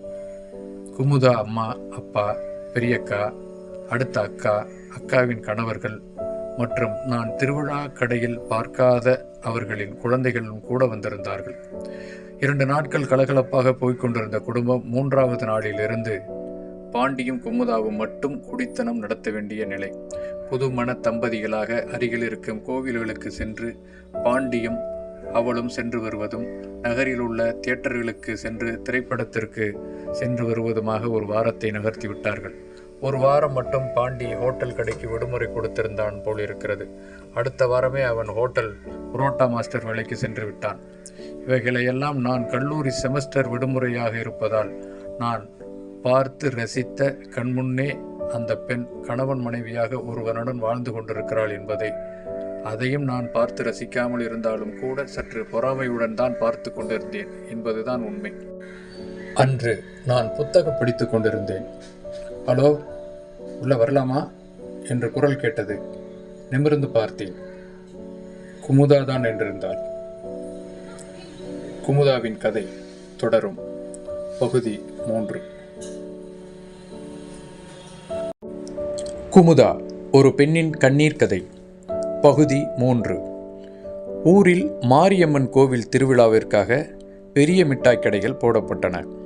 அதில் மிட்டாய்க்கார இளைய பெண்ணின் அழகு என்னை கவர்ந்ததால் நானும் எனது நண்பனும் திருவிழாவில் பெரும்பகுதியான நேரத்தை மிட்டாய் கடை வாசலில் நிற்பதையே கழித்தோம். அப்போதுதான் தெரிந்தது அந்த இளைய பெண்ணுக்கும் எங்கள் ஊரில் ஓட்டலில் வேலை செய்யும் புரோட்டா மாஸ்டருக்கும் விரைவில் திருமணம் நடக்கப் போகிறது என்பது. அதன் பிறகு திருவிழா முடிந்த அடுத்த வாரமே அவர்களுக்கு திருமணமும் முடிந்தது. இதில் வேடிக்கையான விஷயம், திருமணம் முடிந்த கையோடு எங்களுக்கு சொந்தமான ஒரு வீட்டிற்கு வாடகைக்கு அவர்கள் வந்துவிட்டார்கள். தான் காதலித்த, அதாவது ஒரு தலையாகத்தான் காதலித்த ஒரு பெண்ணுக்கு திருமணமாகி நம் கண் எதிரே குடி வந்துவிட்டால் நம் மனம் பாடும் பாடு என்னவாக இருக்கும் என்பது அதை அனுபவித்தவர்களுக்கு மட்டும்தான் தெரியும். நான் அதை அனுபவித்துக் கொண்டிருக்கிறேன். நான் கல்லூரியில் 1ஆம் ஆண்டு படித்து கொண்டிருக்கிறேன். அந்த பெண் 10ஆம் கிளாஸ் முடித்து 3 வருடங்களை கடந்துவிட்டது. அதாவது அவளுக்கும் கிட்டத்தட்ட எனக்கும் ஒரே வயதுதான் என்பது அவள் பேசியதிலிருந்து தெரிய வந்தது. இந்த பேச்சு எல்லாமே, அவளிடம் நான் விசாரித்தது எல்லாமே அவள் திருமணத்திற்கு முன்பாகவே நடந்து முடிந்துவிட்டது. இப்பொழுது நான் அந்த நினைவுகளை மட்டுமே சுமந்து கொண்டு என்னுடைய கல்லூரியின் முதல் செமஸ்டர் விடுமுறையில் வீட்டில் இருந்த அந்த சமயத்தில்தான் ஊரில் திருவிழாவும் என்னுடைய இந்த காதல் விவகாரமும் அடுத்து அந்த பெண்ணுக்கு திருமணமும் அடுத்தடுத்து இந்த சம்பவங்கள் எல்லாம் தொடர்ச்சியாக நடந்தன. மனம் இலகுவாக இருப்பதற்காக நான் அவ்வப்போது எங்கள் ஊரில் உள்ள நூலகத்திற்கு செல்வது வழக்கம். அப்படி செல்லும் பொழுது கையில் விக்ரமாதித்தன் கதைகள், தெனாலிராமன் கதைகள், சாண்டில்யன் கதைகள், நாட்டுப்புற கதைகள், நாடோடி கதைகள், நீதி கதைகள், பஞ்சதந்திர கதைகள், இப்படி புத்தகங்களை அவ்வப்போது வாங்கி வந்து வைத்துக்கொண்டு கல்லூரி புத்தகங்களை படிக்கும் நேரத்தை விட இந்த புத்தகங்கள் படிக்கும் நேரங்கள் நான் அதிகமாக செலவழித்து கொண்டிருப்பேன். ஒரு நாள் சாண்டில்யன் எழுதிய யவனராணியை படித்து கொண்டிருந்தேன். இவையெல்லாம் மனதை லேசாக வைப்பதற்கான முயற்சிதான், வேறொன்றுமில்லை. ஒருபுறம் கையில் அடுத்த செமஸ்டருக்கான ஒரு புத்தகமும் இருந்தது. மற்றொரு புறம் யவனராணியை மிக ஆர்வமாக படித்து கொண்டிருந்தேன். அப்பொழுதுதான் என் அம்மா என்னிடம் உள்ளூரில் அன்று சந்தையில் காய்கறிகள் மற்றும் பழங்கள் வாங்கி கொண்டு வரலாம் என்று அம்மா கிளம்பியிருந்தார்கள். இந்த சந்தையானது பெரும்பாலும் மாலை நேரத்தில் கிராமங்கள் தோறும் அக்கம்பக்கத்து விவசாயிகள் தங்களது விளை நிலங்களில் விளைந்த பொருட்களை ஓரிடத்தில் ஒன்று கூடி வைத்து வியாபாரம் செய்துவிட்டு இரவில் அவரவர்கள் வீட்டிற்கு கிளம்பி விடுவார்கள். ஒவ்வொரு கிராமத்திலும் ஒவ்வொரு நாள் சந்தை. அக்கம்பக்கத்து கிராமங்களில் ஒரு நாள் திங்கட்கிழமையில் இருக்கும், ஒரு நாள் செவ்வாய்க்கிழமைகளில் இருக்கும், ஒவ்வொரு நாள் ஒவ்வொரு கிழமைகளில் சந்தைகள் போடப்பட்டு மக்கள் தங்களுக்கு தேவையான பொருட்களை வாங்கி கொண்டு செல்வது வழக்கம். எங்கள் ஊர் சந்தை சனிக்கிழமை அன்று செயல்படுகிறது. அன்று சனிக்கிழமை என் அம்மா என்னிடம் சொல்லிவிட்டு சந்தையில் காய்கறி வாங்குவதற்காக சென்றார். அம்மா சென்று ஒரு அரை மணி நேரத்திற்குள்ளாக வாசலில், ஹலோ, உள்ள வரலாமா? குரல் கேட்டது. நிமிர்ந்து பார்த்தேன். குமுதா தான் என்றிருந்தாள். குமுதாவை பார்த்ததும் எனக்கு ஆச்சரியம். அம்மாவிடம் ஏதோ பொருள் வாங்க வந்திருக்கிறாள் என்று நினைத்து, அம்மா சந்தைக்கு போயிருக்காங்க என்றேன். ஓ அப்படியா, அத்தை வீட்டில் இல்லையா என்று கேட்டாள்.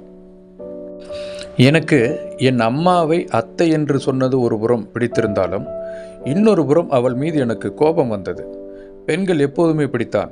யார் மீது பாசம் வைக்கிறார்கள், யாரை காதலிக்கிறார்கள், யாரை திருமணம் செய்து கொள்கிறார்கள் என்று எவராலும் கணிக்கவே முடியாது. குமுதாவை பொறுத்தவரையிலும் அப்படித்தான். ஆனால் அவளை பொறுத்தவரை அவர்களுக்கு பெரிய மிட்டாய் கடைக்கு மிட்டாய் போடுவதற்கு ஒரு மாஸ்டர் வேண்டும். அவர்கள் மாஸ்டரை தேடித்தான் திருமணம் செய்கிறார்களே தவிர தனக்கு வரக்கூடிய மாப்பிள்ளையை தேடவில்லை. மாப்பிள்ளை படித்திருக்கிறாரா, வேறு என்னெல்லாம் அவருக்கு தெரியும் என்பது பற்றி அவர்கள் சிந்திப்பதே இல்லை போலிருக்கிறது. தந்தை எப்படி என்றால் மகள்கள் அப்படி இருப்பது என்பது ஏற்றுக்கொள்ள முடியாத ஒரு விஷயம். சரி, முடிந்தது முடிந்துவிட்டது. அதை பற்றி யோசிப்பதில், அதை பற்றி விவாதிப்பதில் கூட அர்த்தமில்லை என்று எனக்கு அப்போது தோன்றியது. அப்பொழுது நான் படித்து கொண்டிருந்த யவனராணி புத்தகத்தை பார்த்தால் ஓஹோ, யவனராணி படிக்கிறியா என்றாள். ஆமாம் ஆமாம் என்றேன். அவள் அது மட்டுமன்றி மேற்கொண்டு தொடர்ந்து நானே யவனராணியின் கதை அமைப்பை பற்றி அவளிடம் கூறினேன். கரிகாட் சோழன் கதை எழுது. கரிகாட் சோழன் வயதில் குறைந்ததாக இருந்ததால் அவரை சேரர்களும் பாண்டியர்களும் போர் தொடுத்து நாட்டை கைப்பற்றி கொள்ளலாம் என்று நினைத்தார்கள். அந்த காலகட்டத்தில் 11 வேளிருடன் சேர்ந்து கொண்டு நெடுஞ்சேரலாதனையும் பாண்டியனையும் அழித்து, அது மட்டுமன்றி தனது நாட்டை அபகரித்த இருங்கோவில் படையையும் அழித்து மன்னனாக முடிசூடியதை இந்த கதை விளக்குவதாக சொன்னேன். அப்போது அவள் சொன்னாள், இந்த கதையோட 2 பாகத்தையுமே படிச்சிட்டியா என்று கேட்டாள். படிச்சிட்ருக்கேன் என்றேன். அப்போது அவள் சொன்னால், இந்த கதையினுடைய கதாநாயகன் கரிகாலன் இல்லை, படைத்தலைவன் இளஞ்செழியன் தான் என்றாள். அவனை ஒரே நேரத்தில் 2 பெண்கள் காதலிக்கிறாங்க. ஒரு பெண் அவளது முறைப்பெண் பூவழகி, இன்னொரு பெண் தான் யவனராணி. கடைசியில் யவனராணி பூவழகிய இளஞ்செழியனிட சேர்த்து வச்சுட்டு அவள் கொல்லப்படுறான் என்ற கதையை குமுதா என்னிடம் கூறினாள். அவள் மிக தெளிவாக யவனராணியை படித்திருக்கிறாள் என்பது தெரிந்தது. நீ கதை புத்தகங்கள்லாம் நிறைய படிப்பாய் போல் இருக்க என்றேன். ஆமாம், பாட புத்தகங்கள் படிக்கிற நேரம் போக மீதி நேரம் கதை புத்தகம் படிக்கிறதா என்னுடைய வேலை. அப்போது மேலும் ஒரு கேள்வி என்னிடம் கேட்டாள். நீ பொன்னியின் செல்வன் படிச்சிருக்கியா என்றாள். படிச்சிருக்கனே. அது என்ன கதை என்று கேட்டால், அது ராஜராஜ சோழன் பற்றிய கதை என்றேன். பொன்னியின் செல்வனுக்கும் இப்போ நீ படிச்சிட்டு இருக்க இந்த யவனராணிக்கும் என்ன ஒற்றுமை என்ன வேற்றுமை என்று கேட்டாள். இது 2 பாகம் சீக்கிரமாக படிச்சிடலாம், அது 6 பாகம் உடனே படிக்க முடியாது என்று சொன்னேன். அப்போது அவள் என்னிடம் கேட்டாள், ஹலோ, நான் உங்ககிட்ட எத்தனை பாகம் நான் கேட்டேன்? அப்படி பார்த்தா கூட பொன்னியின் செல்வன் 5 பாகம்தான். புதுவெல்லம், சுழற்காற்று, கொலைவாள், மணிமகுடம், தியாக சிகரம், இப்படி மொத்தம் 5 பாகம்தான். நீ ஒரு பாகத்தை சேர்த்தே சொல்கிற. ஓ அப்படியா, சரியாக ஞாபகம் இல்லை என்றேன். 2 கதைகளையும் ஒரு ஒற்றுமை இருக்குது, அது என்ன சொல்லு? அதான் சொல்லிட்டேனே, யவனராணி கரிகால சோழன் கதை, பொன்னியின் செல்வன் ராஜராஜ சோழன் கதை, சரியா என்றேன். அப்போது அவள் சொன்னாள், பொன்னியின் செல்வன் கல்கி எழுதினது, அது கல்கியில் தொடராக வெளியில் வந்தது. யவனராணி சாண்டில்யன் எழுதினது, இது குமுதத்தில் தொடர்கதையாக வெளியில் வந்தது. ஓ, அப்புறம் இன்னொரு விஷயம், பொன்னியின் செல்வன் பல முறை நாடகமாக போடப்பட்டிருக்கு. இன்னொரு விஷயம், பொன்னியின் செல்வன் 1950 இருந்து 55 வரைக்கும் கல்கியில் தொடராக வெளியில் வந்துச்சு. கல்கியை அதை எழுதி முடித்த பிறகு தான், அதுக்கப்புறம் 5 வருஷம் கழித்து தான் நீ படிச்சுக்கிட்டு இருக்க யவனராணி. இது சாண்டில்யன் குமுதத்தில் எழுதினார். இது 1960 குமுதத்தில் தொடர்கதையாக வெளியில் வந்துச்சு. அப்புறம் இன்னொரு விஷயம் கேட்டுக்கு, கரிகார் சோழன் சங்ககால சோழன், சரியா? ராஜராஜ சோழன் பிற்கால சோழன். ராஜராஜ சோழனுக்கு இப்போ இருந்து 2000 வருஷம் ஆகுது அவர் ஆட்சி செஞ்சு. ஆனால் அதிலிருந்து அதுக்கு முன்னால் 600-700 வருஷத்துக்கு முன்னால் வாழ்ந்தவர் தான் கரிகால சோழன் ராஜா, தெரிஞ்சிக்க. அவளது நினைவாற்றல் எனக்கு மிகுந்த வியப்பை தந்தது. குமுதா, உன்னை பார்த்து நான் உண்மையிலேயே பொறாமப்படுறேன் என்றேன். ஏன்? இல்லை, அறிவான பெண்கள் அடுப்படி வேலையை மட்டுமே செய்யணும்னு முடிவெடுத்துட்டிய. நீ செய்கிற வேலைக்கும் உன்னுடைய அறிவுக்கும் சம்பந்தமே இல்லையே. இதெல்லாம் நீ எங்கே படித்த? உனக்கு அதுக்கெல்லாம் நேரம் இருக்கா? அப்போது அவளே சொன்னால், எங்கள் கடைக்கு எதிரிலேயே லைப்ரரி இருக்குது. லைப்ரரி இன்சார்ஜ் எனக்கு தெரிஞ்ச ஒரு அம்மா தான். எனக்கு என்ன புத்தகம் பிடிக்குதோ அதை கொண்டுகிட்டு வந்து வச்சுக்கிட்டு நான் பாட்டுக்கு படிச்சுக்கிட்டே இருப்பேன். எத்தனை புத்தகம் வேணாலும் எடுத்துகிட்டு போவேன் வருவேன். என்னுடைய பாட புத்தகங்கள் படிக்கிற நேரத்தை தவிர்த்து நான் படிக்கிறது எல்லாமே இப்படி கதை புத்தகங்கள் தான். ஓஹோ, அப்போ நீ படிக்கிறத விட கதைகளில் என்ன மாதிரியே கவனம் செலுத்துகிற. நான் அப்படி கவனம் செலுத்துறதால நான் சுமாரான ஸ்டூடெண்ட்டாக தானே இருந்தேன். நீ என்று கேள்வி கேட்டேன். அப்போது அவள் என்னிடம் சொன்னாள், நான் தான் என் கிளாஸில் ஃபஸ்ட்டு. 1ஆவதுலேருந்து 9ஆம் கிளாஸ் வரைக்கும் நான் தான் ஃபஸ்ட்டு, தெரிஞ்சிக்க. 10ஆம் கிளாஸ் படிக்கும்போது தான் எங்கள் அப்பா கடைக்கு ஆள் பத்தலன்னு நிறுத்திட்டார். அட பாவி, உங்கள் அப்பா சரியான பைத்தியக்காரனாக இருப்போம் போல இருக்கு. இந்த சடார் என்று கோவப்பட்டு ஏதோ ஒரு வேகத்தில் அந்த வார்த்தையை பயன்படுத்தி விட்டேன். அவள் அதிர்ச்சி அடைந்து விட்டாள்.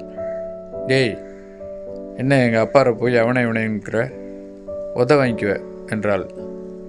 அப்போது நான், அதை தப்பாக நினச்சிக்காத குமுதா, தெரியாமல் பேசிட்டேன். இல்லை, உன்னுடைய அறிவுக்கு 10ஆம் கிளாஸில் பாதியிலே நிப்பாட்டிட்டாரே அப்படிங்கிற வேகத்தில் தான் சொல்லிட்டேன். உண்மையிலேயே நானெல்லாம் கோஎஜுகேஷனில் தான் படித்தேன். என் கூட நிறைய பெண்கள் படிச்சிருந்தாலும் கூட அவங்கள்ட்டலாம் இவ்வளோ பெரிய அறிவை நான் எதிர்பார்த்ததே இல்லையே. ஆனால் அவங்க யாருமே படிப்பை நிறுத்தலையே, தொடர்ச்சியாக தானே படிச்சுக்கிட்டே இருக்காங்க. உன்னோட அறிவு குறைச்சலாக இருக்கிறவங்க தொடர்ச்சியாக படிக்கிறாங்களே, அதனால தான் சொன்னேன். இப்படி தொடர்ச்சியாக படித்தும் கூட அவர்களுக்கு உன்னுடைய அறிவு நிச்சயமாக இருக்காது அப்படிங்கிறது என்னுடைய நம்பிக்கை. அது மட்டும் இல்லை, அவங்க எல்லாத்தையும் விட நீ அழகாக வேற இருக்க. அப்புறம் உன் கையில் ஒரு பெரிய ஸ்வீட் ஸ்டால் எடுத்து நடத்தக்கூடிய அளவுக்கு எல்லாமே தெரிஞ்சு வச்சுருக்க. உன்னை நினச்சி எனக்கு பொறாமையாக இருக்குது. அந்த கோபத்தில் தான் உங்கள் அப்பாவை நான் அப்படி பேசிட்டேன், சாரி என்றான். ஹலோ, ரொம்பலாம் வருத்தப்படாத. உன்னை மாதிரி வருத்தப்படுறதுக்கு எனக்கு யாருமே இல்லை. முதல் தடவையாக இவ்வளவு அனுசரணையாக என்கிட்ட பேசின ஆளும் இல்லை. எப்போவுமே டீ கடை, ஹோட்டலு கடை, மிட்டாயி அப்படியே கூட அவங்க கூடவே பழகிட்டேனா எனக்கு வெளியாட்கள் பக்கமே பழக்கம் இல்லாமல் போயிடுச்சு. திருவிழா டைமில் என்ன நீ எங்கிட்ட வந்து பேசின போது எனக்கு ரொம்ப சந்தோஷமாக இருந்துச்சு. என்ன பண்ணுறது, அப்போவே எங்கள் மாமா கூட எனக்கு திருமணம் நிச்சயமாயிருச்சே என்றாள். அப்போது எனது மனதுக்குள் ஒரு அமைதி கிடைத்தது. அவளும் என்னை காதலித்திருக்கிறாள், இது உண்மை. நானும் அவளை காதலித்திருக்கிறேன், அதுவும் உண்மை. ஆனால் இருவருமே மனதிற்குள்ளேயே அதை வைத்திருக்கிறோம். பரவாயில்லை, அவளது வாழ்க்கையாவது சிறப்பாக அமையட்டும் என்று மனதிற்குள்ளே வேண்டிக் கொண்டேன். நீ இந்த புத்தகம்லாம் படிச்சிட்டு இருக்கும்போது எனக்கு ஆசையாக இருக்குது படிக்கணும்னு என்றாள். தாராளமாக எடுத்துகிட்டு போ, படி என்று கதை புத்தகத்தை எடுத்து நீட்டினேன். அவள் அப்போது சொன்னாள், இதையெல்லாம் நான் பல தடவை படிச்சிருக்கேன். நான் கேட்டது கதை புத்தகம் இல்லை, நீ படிச்சிட்ருக்கிய பாட புத்தகம், அதை சொன்னேன் என்றாள். நீ தான் 10ஆம் கிளாஸை இன்னும் படிக்கலைன்னு சொல்கிறியே என்றேன். ஆமாம், இதுக்கு மேலே என்ன படிக்கவா முடியும்? சரி, நான் வரேன் என்றாள். குமுதா, ஒரு நிமிஷம் நில்லு. என்ன என்று கேட்டாள். நீ ஏன் கரஸில் 10ஆம் கிளாஸ் படிக்கக்கூடாது? நான் படிக்கலாமா மறுபடியும்? அவள் கண்களில் சந்தோஷம் மின்னியது. தாராளமாக படிக்கலாம்.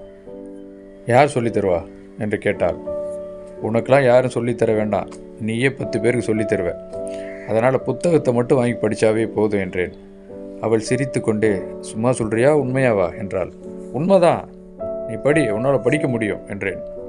அவளுக்கு பயங்கர சந்தோஷம். வேகமாக வந்தவள் எனது கன்னத்தை கிள்ளி விட்டு ஓடிவிட்டாள். அவள் வாசலை கடந்து வெளியே செல்ல என் அம்மா அவளை பார்த்தபடியே காய்கறி கூடையுடன் உள்ளே நுழைந்தார்கள். நான் அதிர்ச்சியில் இருவரையுமே பார்த்து கொண்டு நின்றேன். குமுதாவின் கதை தொடரும். பகுதி 4. குமுதா, ஒரு பெண்ணின் கண்ணீர் கதை. பகுதி 4. குமுதா என் கன்னத்தை கிள்ளிவிட்டு வெளியே ஓடினாள். அப்போது என் அம்மா சந்தைக்கு சென்றவர் காய்கறி வாங்கி கொண்டு கூடையுடன் உள்ளே நுழைந்தார். அப்போது ஓடிய குமுதாவை என் அம்மா கூப்பிட்டாள். ஏய் குமுதா, நில்லு, ஏன் இவ்வளோ வேகமாக ஓடுற? இதுக்கப்புறம் நீ சின்ன புள்ள இல்லை, பெரிய பொண்ணாயிட்ட, கல்யாணம் பண்ணி கொடுத்துட்டாங்க, நாளைக்கு குழந்தை தங்கிடுச்சின்னு வை. இப்போ ஓடுற மாதிரி அப்போவும் நீ ஓடக்கூடாது, புரியுதா? சரிங்க அத்தை. ஆமாம், எதுக்கு வந்த? ஏதாவது வேணுமா? இல்லை, அதெல்லாம் ஒன்றும் இல்லை அத்தை, உங்களை பார்த்துட்டு போகலான்னு தான் வந்தேன். உங்கள் பையன் புத்தகம் படிச்சுட்டு இருந்தார், எனக்கும் படிக்கணும்னு ஆசை வந்துடுச்சு, அதான் கேட்டேன். கல்யாணம் பண்ணிக்கிட்டு படிக்கலாம், தப்பு இல்லைன்னு உங்கள் பையன் சொல்லிட்டாரு. படிக்க போறியா? ஏம்மா, படிச்சுட்டு கல்யாணம் பண்ணிகிட்டு இருக்க வேண்டியதானே? கல்யாணம் பண்ணிக்கிட்டு எப்படி படிப்ப? அப்போது நான் அம்மாவிடம், அம்மா அதெல்லாம் வீட்டில் இருந்து தொலைதூர கல்வின்னு ஒன்று இருக்குது, அதிலேயே படிச்சுக்கலாம். அதெல்லாம் எவ்வளோ வயசானாலும் படிப்புக்கு வயசு கிடையாது, படிச்சுட்டே இருக்கலாம் தொடர்ச்சியாக. சரி, நாளைக்கு குழந்தை குட்டின்னு வந்துட்டா என்ன பண்ணுவேன்? அம்மா, படிப்புக்கும் குழந்தைக்கும் என்னம்மா சம்மந்தம்? அதெல்லாம் ஒன்றும் இல்லை, படிக்கலாம். குழந்தைங்கள ஸ்கூலுக்கு அனுப்பிவிட்டு வீட்டில் இருந்தே படிக்க வேண்டியது தான். சரி, உன் வீட்டுக்காரர்கிட்ட ஒரு வார்த்தை கேட்டுக்க. அவர் சரின்னு சொல்லிட்டாருன்னா படிச்சுக்க. வந்தால் உன்னை படிக்க வைக்கிறேன்னு சொல்லிட்டான்ல, எங்கேயாவது போய் புத்தகத்தை வாங்கிட்டு வந்து கொடுத்துருவான், நீ படிக்கலாம். சரியா? சரி, இரு, சாப்பிட்டு போகலாம். இல்லத்தை செஞ்சு வச்சுருக்கேன். என்ன செஞ்சு வச்சுருக்க? வெஜிடபிள் பிரியாணி என்றவள் ஒரு நிமிஷம் இருங்க என்று மறுபடியும் ஓட முயன்றவள் சற்று யோசித்து, ஆனால் வேகமாக நடந்து 2 நிமிடத்தில் பாத்திரத்தில் அவள் தயார் செய்த வெஜிடபிள் பிரியாணியை கொண்டு வந்தாள். ஏம்மா, உன்னை நான் இங்கே சாப்பிட்டு போமான்னு சொன்னால் நீ எனக்கு சாப்பாடு கொண்டு வந்துட்ட. சரி சரி, நீ உட்காரு, 2 வாய் சாப்பிட்டே போகலாம். வீட்டில் போய் தனியாக தானே இருக்க போகிற, உட்காரு என்று குமுதாவை அமர வைத்து தட்டில் சாதம் போட்டு உருளைக்கிழங்கு சாம்பார் ஊற்றி கொண்டு வந்து வைத்தார்கள். அத்தை, எதுக்கு இவ்வளோ சாதம்? நான் இவ்வளோலாம் சாப்பிட மாட்டேன். அதெல்லாம் சாப்பிடலாம், சாப்பிடு. அப்போது என்னை பார்த்து குமுதா, ஹலோ சார், நீங்களும் வந்து உட்காருங்க. அப்போது அம்மா, டேய் கை கழுவிட்டு வாடா, நீங்கள் சாப்பிட்லாம் என்று அம்மா சொல்ல நானும் அமர்ந்தேன். அம்மா அவர்கள் செய்த சாதத்தை போட முயல அம்மாவை தடுத்த குமுதா, நான் சமைச்சதை போடுங்க உங்கள் பையனுக்கு என்றதும், சரிம்மா, 2ஆவதாக உன் சாப்பாடு கொடுக்கலான்னு இருந்தேன். பரவாயில்ல, நீங்கள் சமைச்சதை தான் தினமும் தரீங்களே, இன்றைக்கி ஒரு நாள் என்னுடைய சமையலை சாப்பிடட்டும், விடுங்க. குமுதாவின் சமையல் நான் சுவை பார்த்தேன்.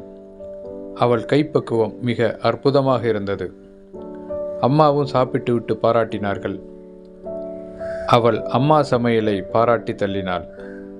தனியாக இருக்கிறது போர் அடிக்குதத்த, அதான் கதை புத்தகம் படிக்கலான்னு உங்கள் மகன் சொன்னார். எல்லா கதையும் படிச்சிட்டேன், பாட புத்தகம் தான் படிக்கலைன்னு சொன்னேன். சரிம்மா, நீ படிமா. நான் என்ன சொல்கிறேன்னா, எதுக்கும் புருஷனை ஒரு வார்த்தை கேட்டுக்குன்னு சொல்கிறேன். அவர் என்ன கேட்குறது, நான் முடிவு எடுக்கிறேன், படிப்பேன். அம்மா ஆச்சரியமாக அவளை பார்த்தாள். ஏம்மா, உன் புருஷன்கிட்ட சொன்னால் வேண்டான்னு சொல்லிடுவாரா? அதெல்லாம் ஒன்றும் இல்லை அத்தை, வேண்டான்னு சொல்லிட்டா நான் என்ன விட்டுறவா போகிறேன்? நல்ல பொண்ணுமா நீ. குமுதா அம்மா சமையலை மீண்டும் ஒரு முறை பாராட்டிவிட்டு கொஞ்சம் கேட்டு வாங்கியே சாப்பிட்டாள். நான் அவளது வெஜிடபிள் பிரியாணியை பாராட்டிவிட்டு கொஞ்சம் சாதம் போட்டு எங்கள் அம்மா தயார் செய்த உருளைக்கிழங்கு சாம்பார் ஊற்றி சிறிது சாப்பிட்டேன். நான் சாப்பிடும் வரை அவளும் என்னுடன் அமர்ந்து சாப்பிட்டாள். அம்மா சாப்பிட்டு எழுந்து விட்டார்கள். நான் சாப்பிட்டு முடித்ததும் அவ்வளவு வேகமாக அவளும் சாப்பிட்டு முடித்தாள். அம்மா அடுக்கலைக்குள் சென்றார்கள். அப்போது மெதுவாக சொன்னாள், உனக்காக தான் உட்காந்து சாப்பிட்றேன், எனக்கெல்லாம் முன்னவே போதும். ஆமாம், நான் நல்லா சமைக்கிறேனா என்று மெதுவாக கேட்டாள். ரொம்ப நல்லா சமைக்கிற, எனக்கு பிடிச்சிருக்கு என்றேன். சிரித்துவிட்டு அம்மாவிடம் சொல்லிவிட்டு கிளம்பினாள். 2 நாட்கள் கழித்து அம்மா இல்லாத சமயம் வீட்டிற்கு வந்து தனிமையில் என்னிடம் அழுதாள். என்ன குமுதா, சொல்லு.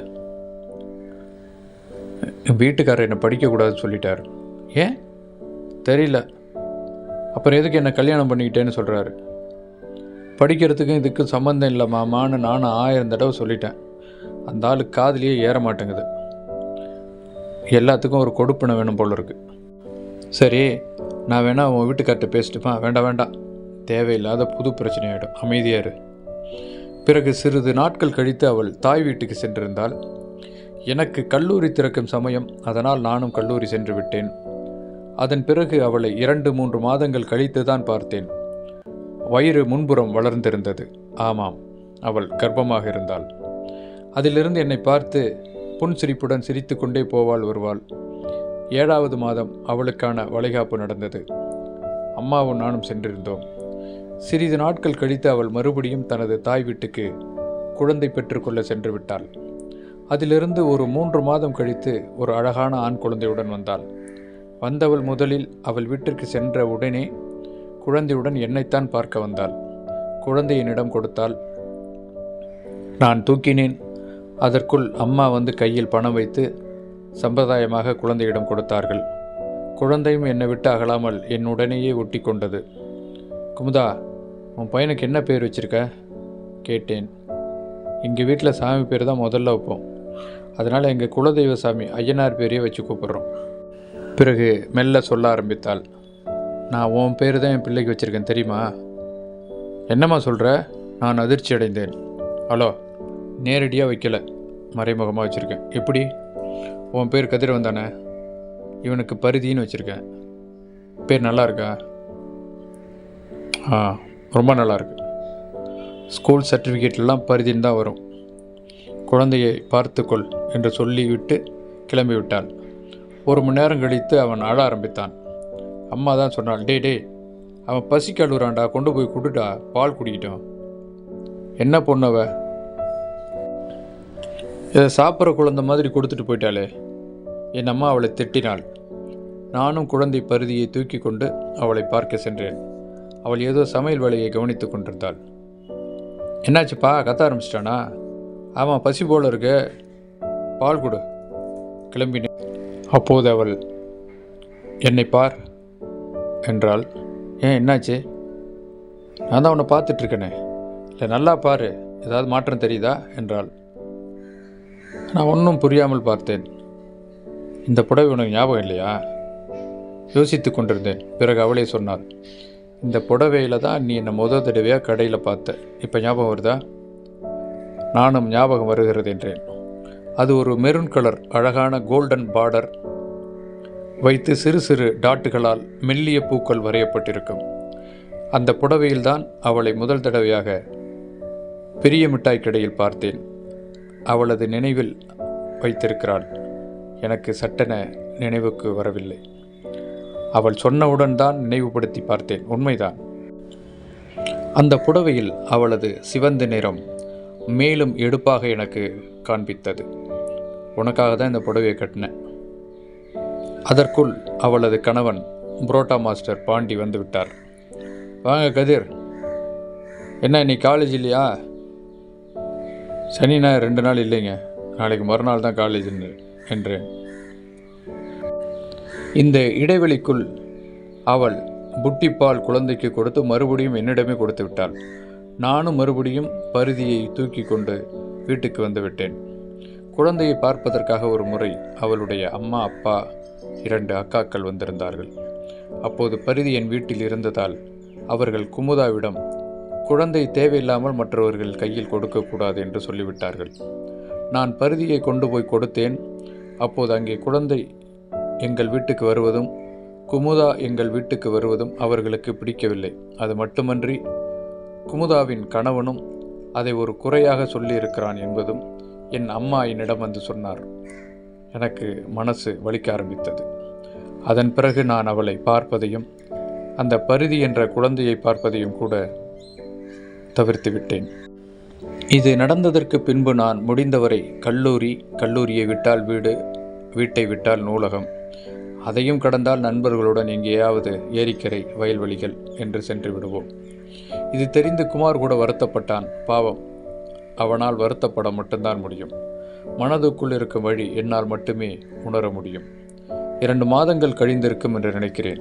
ஒரு நாள் அந்த வீட்டு வாசலில், அதாவது குமுதா இருக்கும் வீட்டு வாசலில் தண்ணீர் பிடிப்பதற்காக என் அம்மா 2-3 காலி குடங்களோடு சென்றிருந்த போது குமுதா குழந்தையுடன் இந்த நேரத்தை பயன்படுத்தி கொண்டு என் வீட்டிற்கு வந்தான்.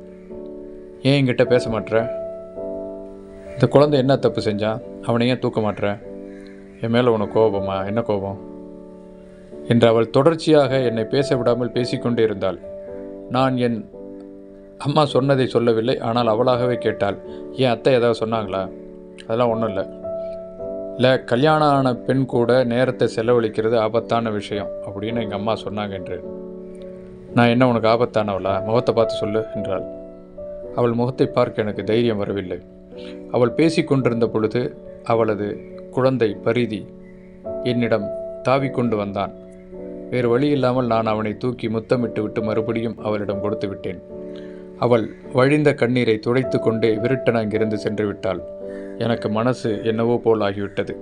இருந்தாலும் என் உள் மனசு, அவள் திருமணமானவள், அவளோடு பழகுவது அவ்வளவு நல்லதல்ல. அவர்கள் வீட்டில் அம்மா, அப்பா, கணவன் எச்சரித்தும் கூட அவள் நம்மிடம் பழகுகிறாள் என்றால் உண்மையிலேயே நாளைக்கு பிரச்சனை வருவதற்கு கூட வாய்ப்பிருக்கிறது என்று அடிக்கடி எனது உள்மனது சொல்லிக்கொண்டே இருந்தது. அக்கம்பக்கத்து வீட்டில் உள்ளவர்கள் கூட அவள் என்னிடம் பழகுவது, பேசுவது விரும்பாதது போலவே நன்றாகவே எனக்கு தெரிந்தது. ஆனால் அவள் எதையும் கண்டுகொள்ளாமல் என்னிடம் பேச வந்ததையும் பழக வந்ததையும் அவ்வளவு எளிதாக என்னால் ஏற்றுக்கொள்ள முடியவில்லை. வாரத்தின் முதல் நாள் கல்லூரிக்கு நான் கிளம்பி கொண்டிருந்தேன். அவள் எங்கோ குழந்தையுடன் மருத்துவமனைக்கு குழந்தையை தூக்கி கொண்டு போய் கொண்டிருந்தாள். நான் அவளை கடந்து செல்லும் பொழுது அவள் என்னை அழைத்தாள். நானும் வேறு வழி இல்லாமல் குழந்தையுடன் எங்கே போய் கொண்டிருக்கிறாய் என்று கேட்டேன். 2 நாளாக தம்பிக்கு உடம்பு சரியில்லை என்று சொல்லும் பொழுது நான் அவனை தூக்கி கொண்டேன். என்னாச்சு தம்பிக்கு? காய்ச்சல் அடிக்குது. அதான் எப்படி வந்துச்சுன்னு கேட்டேன். நான் தான் அவனுக்கு ஒட்டி விட்டுட்டேன். 4 நாளாக எனக்கு காய்ச்சல் இருந்துச்சு. புள்ள என்கிட்ட வந்திருந்தானா, அப்போ நான் அவங்க அப்பா கிட்ட சொன்னேன், புள்ள என்கிட்ட விட வேணான்னு சொன்னேன். அந்த ஆள் கேட்கல. இப்போ பாரு, இவனுக்கு உடம்பு சரியில்லாமல் போச்சு. நீ பரவாயில்ல, குழந்தைய கொடு, உனக்கு உடம்பு சரியில்லாமல் போயிட போகுது அவனால் அப்படின்னா. அதெல்லாம் இல்லை, அதெல்லாம் எனக்கு ஒன்றும் ஆகாது, நீ முதல்ல குழந்தைய கொடு என்று குழந்தையை வாங்கி கொண்டேன். நீ அமைதியாக வா என்று பேசியபடியே பஸ் ஸ்டாண்ட் வரை நடந்தோம். அவள் அருகில் இருக்கும் கிராமத்து மருத்துவமனைக்கு சென்றாள். நானும் அவளுடன் சென்றேன். குழந்தைக்கு மருந்து கொடுத்து மாத்திரைகளை வாங்கி கொண்டவுடன் அவள் வீட்டுக்கு அனுப்பிவிட்டு நான் அங்கிருந்து பஸ் ஸ்டாப்புக்காக காத்திருந்தேன். அப்போது அவளது கணவன் பாண்டி அதை பார்த்துவிட்டு சைக்கிளில் வந்தவன் அவளை குழந்தையுடன் அழைத்து கொண்டு வீட்டுக்கு சென்றான். 1 வாரம் கழித்துதான் தெரிந்தது, குமுதா அவள் குடியிருந்த வீட்டை காலி செய்து கொண்டு பக்கத்து தெருவுக்கு சென்று விட்டாள். என் நண்பன் குமாரை பார்த்த வழியில் குமுதாவே இதை சொல்லியிருக்கிறாள். அதன் பிறகு குமுதாவை பார்ப்பது என்னால் இயலாத காரியமாக போய்விட்டது. நான் அவளை பார்க்க வேண்டுமென்றால் அவளது வீட்டிற்கு செல்ல வேண்டும். அது அவ்வளவு சரியாக வருமா என்று கூட எனக்கு தெரியவில்லை. ஆனாலும் கூட மாதம் ஒரு முறையாவது நான் அவளையும் குழந்தையும் பார்ப்பதை வழக்கமாக கொண்டிருந்தேன். அப்போது அவள் என்னிடம் கேட்டாள், உங்கள் வீட்டில் இருந்து நான் ஏன் இங்கே மாற்றிட்டு வந்தேன் தெரியுமா உனக்கு? தெரியாது. என் வீட்டுக்காரர் உங்க கூட பேசுகிறத சந்தேகப்படுறார், அதனால தான் உங்கள் வீட்டில் இருந்து இங்கே மாற்றிட்டு வந்துட்டான். அதுக்காக நான் உங்கள்கிட்ட பேசாமல் இருக்க முடியாது. அப்போது நான் சொன்னேன், இது ஏன் நீ அப்போவே என்கிட்ட உடனே சொல்லலை? சொல்லியிருந்தா உன்னை நான் பார்த்துருக்கவே மாட்டேன் என்றேன். என்னால் உன்னை பார்க்காம இருக்க முடியலையே, அதனால தான் உங்கள்கிட்ட சொல்லலை. சரி, இப்போ எதுக்கு சொன்னேன் என்றேன். மனசு உறுத்திக்கிட்டே இருந்துச்சு, சொல்லாமல் இருக்க முடியல. ரொம்ப நாள் கழித்து வேறு வந்தியா, அதான் சொல்லிட்டேன். சரி, நான் கிளம்புறேன், சாப்பிட்டு போ. இல்லை வேண்டாம். ஏன்? இல்லை நான் சாப்பிட்டுட்டு தாம்மா வந்தேன். சரி கிளம்பு, நான் ஒருத்தர் இருக்கிறேன்னு மனசுக்குள்ளே ஒரு ஓரத்தில் வச்சுக்கோ, என்ன? சரி குமுதா, நான் கிளம்புறேன். மனசு இல்லாமல் தான் அவளை விட்டு கிளம்பினேன். இப்பொழுது அந்த பையன் 2 வயதுக்கு மேல் இருந்தான். அவனுக்கு நான் கொண்டு சென்ற சாக்லேட்டையும் பிஸ்கட்டையும் கொடுத்து விட்டு அங்கிருந்து நகர்ந்தேன். தெருமுனை வரை வந்தவள். ஒரு முறை நான் அவளது வீட்டை திரும்பி பார்த்தேன். அவள் வாசலில் நின்றிருந்தாள். அங்கிருந்தபடியே அவள் எனக்கு கையை அசைத்து விடை கொடுத்தாள். அவள் இடுப்பில் இருந்த பரிதியும் எனக்கு டாட்டா காட்டி கொண்டிருந்தான். அதிலிருந்து 2 நாட்கள் கழித்து 2ஆம் ஆண்டுக்கான அந்த திருவிழாவும் வழக்கம் போல வந்தது. அவர்கள் குடும்பத்துடன் பெரிய மிட்டாய் கடை அமைத்தார்கள். எனக்கென்னமோ 2 ஆண்டுகளுக்கு முன்பு அவள் புதிதாக வரும்பொழுது உருவான மிட்டாய் கடையை போன்று அவை இருந்தாலும் கூட மன ரீதியாக எனக்கு அதில் உடன்பாடில்லை, முரண்பாடுதான் இருந்தது, ஒட்டவில்லை. நான் அந்த பக்கம் போவதையே சிறிதாக தவிர்த்து விட்டேன். அதனால் ஒரு பை நிறைய மிட்டாய்களை கொண்டு வந்து அவளை வீட்டிற்கு வந்து கொடுத்தாள். என் அம்மா அவளிடம், எதுக்குமா இதெல்லாம், இங்கே யார் இவ்வளோ பெரிய மிட்டாயெல்லாம் சாப்பிட போகிறாங்க என்று சொன்னார்கள். அவள் மிட்டாய் கொடுக்கிற சாக்கில் என்னைத்தான் பார்க்க வந்திருக்கிறாள் என்பது எனக்கு மட்டும்தான் தெரியும். அப்போது சிறுவன் சற்று வளர்ந்திருந்தான். அடுத்த வருடம் பள்ளியில் சேர்ப்பதாக சொல்லியிருந்தாள். அவன் தெருவில் என்னை கண்டான். அவன் விளையாடி கொண்டிருக்கும் பொழுது என்னிடம் ஓடி வந்து விடுவான். அப்போது என் கையில் என்ன இருக்கிறதோ அதற்காக அவனுக்கு ஏதாவது வாங்கி கொடுப்பதை வழக்கமாக கொண்டிருந்தேன். நாட்கள் நகர்ந்தன. 3 ஆண்டுகள் கல்லூரி முடிந்து அடுத்து வேலை என்பதை நோக்கிய தேடலில் குமுதா என்ற ஒருத்தி இருப்பதையே நான் மறந்துவிட்டேன். இதற்கிடையில் என் அம்மா என்னிடம் சொன்னார்கள், டேய், குமுதாவுக்கு குழந்தை பிறந்திருக்கு, போய் பார்த்துட்டு வா. என்னம்மா சொல்கிற? ஆமாண்டா, 2ஆவதும் அவளுக்கு பையன்தான் பிறந்திருக்கான். போய் பார்த்துட்டு கையில் ஏதாவது பணத்தை கொடுத்துட்டு வா. வெறுமனே கை வீசிட்டு போய் பார்த்துட்டு வந்துடாத. உண்மைதான், சில சமயம் நான் காசு இல்லாவிட்டால் கவலைப்படுவதில்லை. பார்ப்பவர்களை பார்த்து விடுவேன். அது அவர்களுக்கே தெரியும் என்னிடம் காசு இல்லை என்பது. பார்க்காமல் இருந்து விட்டால் காசு வரும்போது பார்த்து கொள்ளலாம் என்ற எண்ணத்தாலேயே பல விஷயங்களை நாம் தொடர்ச்சியாக இழந்திருப்போம். அதனால் அதை பற்றி நான் யோசிப்பதில்லை. எச்சரிக்கையாக அம்மா சொன்னது போல குழந்தைக்கு தேவையான ஒரு ஹார்லிக்ஸ் பாட்டில் வாங்கி கொண்டு கொஞ்சம் பழங்களையும் எடுத்துக்கொண்டு அவளை பார்க்க சென்றேன். அவளுக்கு மிகுந்த சந்தோஷம். ஓஹோ, நான் ஒருத்தி இருக்கிறேன்னு உனக்கு நினப்பு இருக்கு போல் இருக்க என்றாள். உன்னை மறக்க முடியாது. உனக்கு இன்னொரு குழந்தை பிறந்திருக்குன்னு எனக்கு தெரியலம்மா. அம்மா தான் சொன்னாங்க போய் பார்த்துட்டு வாடான்னு, அதான் வந்தேன். அப்போது குழந்தையை தூக்கி என் கையில் கொடுத்தாள். அங்கே பரிதியும் வந்து என்னுடன் ஒட்டி கொண்டான். அவனை மாதிரி தான் இவனும் இருக்கான். இவனுக்கு என்ன பேர் வச்சுருக்க என்றேன். சாந்தனு. பேர் நல்லா இருக்கா? நல்லா இருக்கு. சரி, நீ இப்படி இருக்க என்றேன். இதோ பார்த்துட்டு தானே இருக்க, நல்லா தானே இருக்கேன். குழந்தைகளை பார்த்துட்டு இருக்கும்போது எனக்கு மனசு இருக்கிற கவலையெல்லாம் பறந்துடும். அந்த ஆள் தான் இப்போ குடிக்க ஆரம்பிச்சிட்டார். என்ன திடீர்னு அதிர்ச்சியாக கேட்டேன். அந்த மனுஷன் ஏற்கனவே குடிச்சிட்டு தான் இருந்திருக்காரு, நமக்கு தான் தெரியல. தெரியாமல் குடிச்சிட்டு வந்துட்டுருக்காரு. குழந்தைங்க இருக்காங்க, குடிக்காதுன்னு சொன்னால் கேட்க மாட்டுறாரு. கஷ்டமாக இருக்கு எனக்கு. அப்போது எனக்கு அவளுக்கு என்ன ஆறுதல் சொல்வதென்றே தெரியவில்லை. ஒரே ஒரு விஷயத்தை மட்டும் சொன்னேன். எப்படியாவது போராடி அந்த குடியை முழுசாக நிறுத்த முடியலனா கூட குறைக்கவாவது செய் என்று சொல்லிவிட்டு கிளம்பினேன். பக்கத்தில் இருந்தாலாவது நீ வர்றது போகிறது தெரியும். தூரத்தில் வந்துட்டேனா நீ எப்போ வர்ற போறீன்னு எனக்கு தெரியலப்பா. குமார்கிட்ட தான் சொல்லிவிட்டேன் வந்து பார்த்துட்டு போக சொல்லி. நீயே வரமாட்டேன்னு எனக்கு தெரியும். இல்லை, கண்டிப்பாக வரேன். அப்படி தான் சொல்லுவேன். இங்கே பாரு, ரொம்ப நாளாச்சு. பரிதி தான் உன்னை கேட்டுக்கிட்டே இருப்பான் தெரியுமா. சரி, நான் கிளம்புறேன். அப்பொழுதும் அவள் தனது கை குழந்தையுடன் வெளியே வந்து என்னை பார்த்தபடி நின்றிருந்தாள். குமுதா என் மனதை விட்டு விலக மாட்டாள் என்பது மட்டும் எனக்கு தெள்ளத் தெளிவாக தெரிந்தது. அவளை மறப்பது என்பது இயலாத காரியம் என்பதும் என் உள்ளுணர்வு என்னை எச்சரித்து கொண்டே இருந்தது. அடுத்து வேலை பார்த்து கொண்டேன்.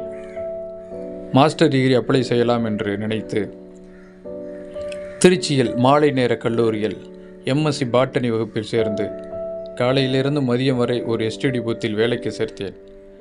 மதியத்திலிருந்து இரவு வரை வேறொரு மாணவன் அதே எஸ்டிடி பூத்தில் வேலை செய்து கொண்டிருந்தவன் எனக்கு அந்த வேலையை கொடுத்தான். நிறைய நேரம் எனக்கு கிடைத்தது.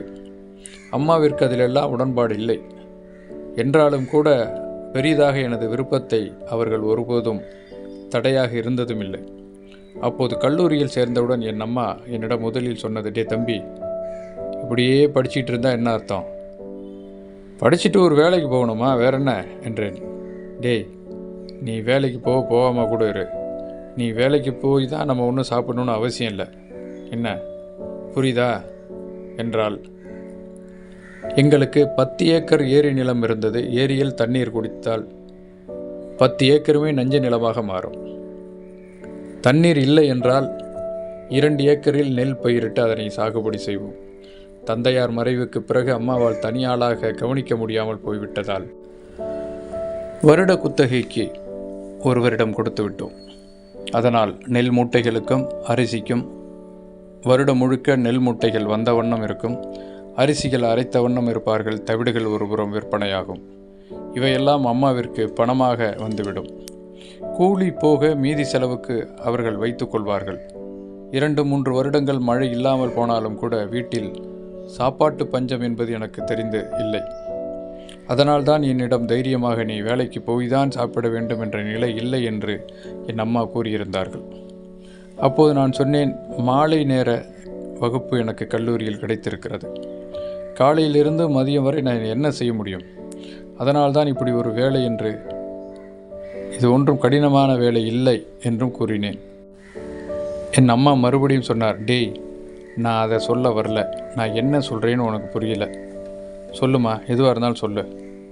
இப்படியே படிச்சுட்டு இருந்தீன்னா வயசாகிடும். கல்யாணம் எப்போ பண்ணுறதுன்னு கேட்குறேன். அப்போது நான், கல்யாணம் இப்போ வேண்டாமா, நானே சொல்கிறேன் என்றேன். டேய், எல்லா பசங்களும் சொல்கிறது தான். அதுக்காக எல்லா பெற்றவங்களும் இப்படியே பசங்களை விட்டுறதும் இல்லை. நான் பொண்ணை பார்க்க ஆரம்பிச்சிட்டேன். நான் எப்போ கூப்பிட்டாலும் நீ வரணும், சரியா? எனக்கு ஒரே பதட்டமானது. அம்மா, இப்போ வேண்டாமா, ஒரு 2 வருஷம் படித்து முடிச்சிடுறேன். அதுக்கப்புறம் ஒரு வேலைக்கு போயிடுறேன். இல்லைன்னா பரவாயில்ல, இந்த ஊர்லையாவது ஒரு வாடகைக்கு ஒரு கடை எடுத்து நடத்துகிறேன். அப்போ நீ எனக்கு கல்யாணம் பண்ணினா சந்தோஷமாக இருக்கும் என்றேன். 2 வருஷம்லாம் தள்ளி போட முடியாது தம்பி. அப்போது நான் சொன்னேன், சார் அப்படின்னா இந்த 1 வருஷம் முடியட்டும். அடுத்த வருஷம் நீ பொண்ணு பார்க்க ஆரம்பிச்சிட்டு அந்த வருஷத்திலே கல்யாணம் பண்ணிக்கலாம். அப்போதைக்கு என் அம்மா அமைதியாக இருந்துவிட்டு அடுத்த வாரத்திலிருந்தே திருமண பேச்சு எடுக்க ஆரம்பித்தார்கள். 2-3 ஊர்களிலிருந்து வரன் வந்ததாக சொன்னார்கள். நான் தெள்ளத் தெளிவாக சொல்லிவிட்டேன், 2 வருடம் கழித்துத்தான் திருமணம் என்று. என் அம்மாவும் அவர்களிடம் 2 வருடம் காத்திருக்க சொல்கிறான் என்று சொல்லிவிட்டு அனுப்பிவிட்டார்கள். பெண்கள் எளிதில் வளர்ந்து விடுவார்கள். 2-3 மாதங்கள் கூட பெண் வீட்டார் மாப்பிள்ளைக்காக காத்திருக்க மாட்டார்கள் என்பது எனக்கு நன்றாக தெரியும். எனக்கு பார்த்த 4 பெண்கள் திருமணம் நடந்து முடிந்து விட்டது என்ற தகவலை என் அம்மா இந்த 2 ஆண்டுகளுக்குள் சொல்லிவிட்டார். ஆயிற்று, நான் முதுகலை படிப்பிற்காக கல்லூரியில் சேர்ந்து 2 ஆண்டுகள் முடியப் போகிறது. அப்போது என் நண்பன் ஒரு நாள் ஒரு தகவலை சொன்னான். அது என் மனதில் பயங்கர அதிர்ச்சியை ஏற்படுத்தி இருந்தது. குமுதாவின் 2வது மகன், குழந்தையாக இருந்தானே அதே மகன்தான், அருகில் உள்ள ஒரு வீட்டின் மாடியிலிருந்து உருண்டு கீழே விழுந்து விட்டதாக ஆஸ்பத்திரியில் அனுமதிக்கப்பட்டிருப்பதாக சொன்னான். நான் பதறி அடித்து போய் ஆஸ்பத்திரியில் பார்த்த பொழுது என்னை பார்த்து குமுதா ஓ என கதறி அழுது கொண்டிருந்தாள். குமுதாவை பார்க்க முடியாத நிலையில் நான் இருந்தேன். அவ்வளவு தைரியமெல்லாம் எனக்கு இல்லை என்பது அப்போது தெரிந்து கொண்டேன். ஆம், குழந்தை இறந்து விட்டதாக சொல்லிவிட்டார்கள். குமுதாவை என்னால் தேற்ற முடியவில்லை. அவள் உடைந்து போயிருந்தாள். அவளை தேற்றும் அளவிற்கு எனக்கு மன தைரியமும் வரவில்லை. நானும் ஒரு புறம் அழுது கொண்டிருந்தேன். அந்த சிறிய பையன் பருதியும் அழுது கொண்டிருந்தான். இப்போது பருதி 5 வயதை கடந்திருந்தான். அந்த சூழலிலும் என்னிடம் ஓடி வந்து நின்று கொண்டான். என்னால் குமுதாவை பார்க்க முடியவில்லை. அவள் அழுது கொண்டே இருந்ததால் அவளை சுற்றி அவளது அம்மா, அக்கா, அப்பா, கணவன் என்று ஒரு கூட்டமே இருந்தாலும் கூட எனக்கு அவளை தவிர வேறு யாரையும் கண்ணுக்கு தெரியவில்லை. அவள் அம்மாவும் என்னிடம் வந்து துக்கத்தை பகிர்ந்து கொண்டார்கள். நான் செயலிழந்து போனேன். குமுதாவின் கதை குமுதா, ஒரு பெண்ணின் கதை, பகுதி 5. குமுதாவின் 2வது மகன் இறந்த துக்கம் என்னையும் பெருமளவு பாதித்தது. அவள் இதை எப்படி ஏற்றுக்கொள்வாள், எப்படி தாங்கிக் கொள்வாள் என்று என்னால் நினைத்து கூட பார்க்க முடியவில்லை. ஒரு 2 மாதங்கள் அவள் அங்கே இல்லை.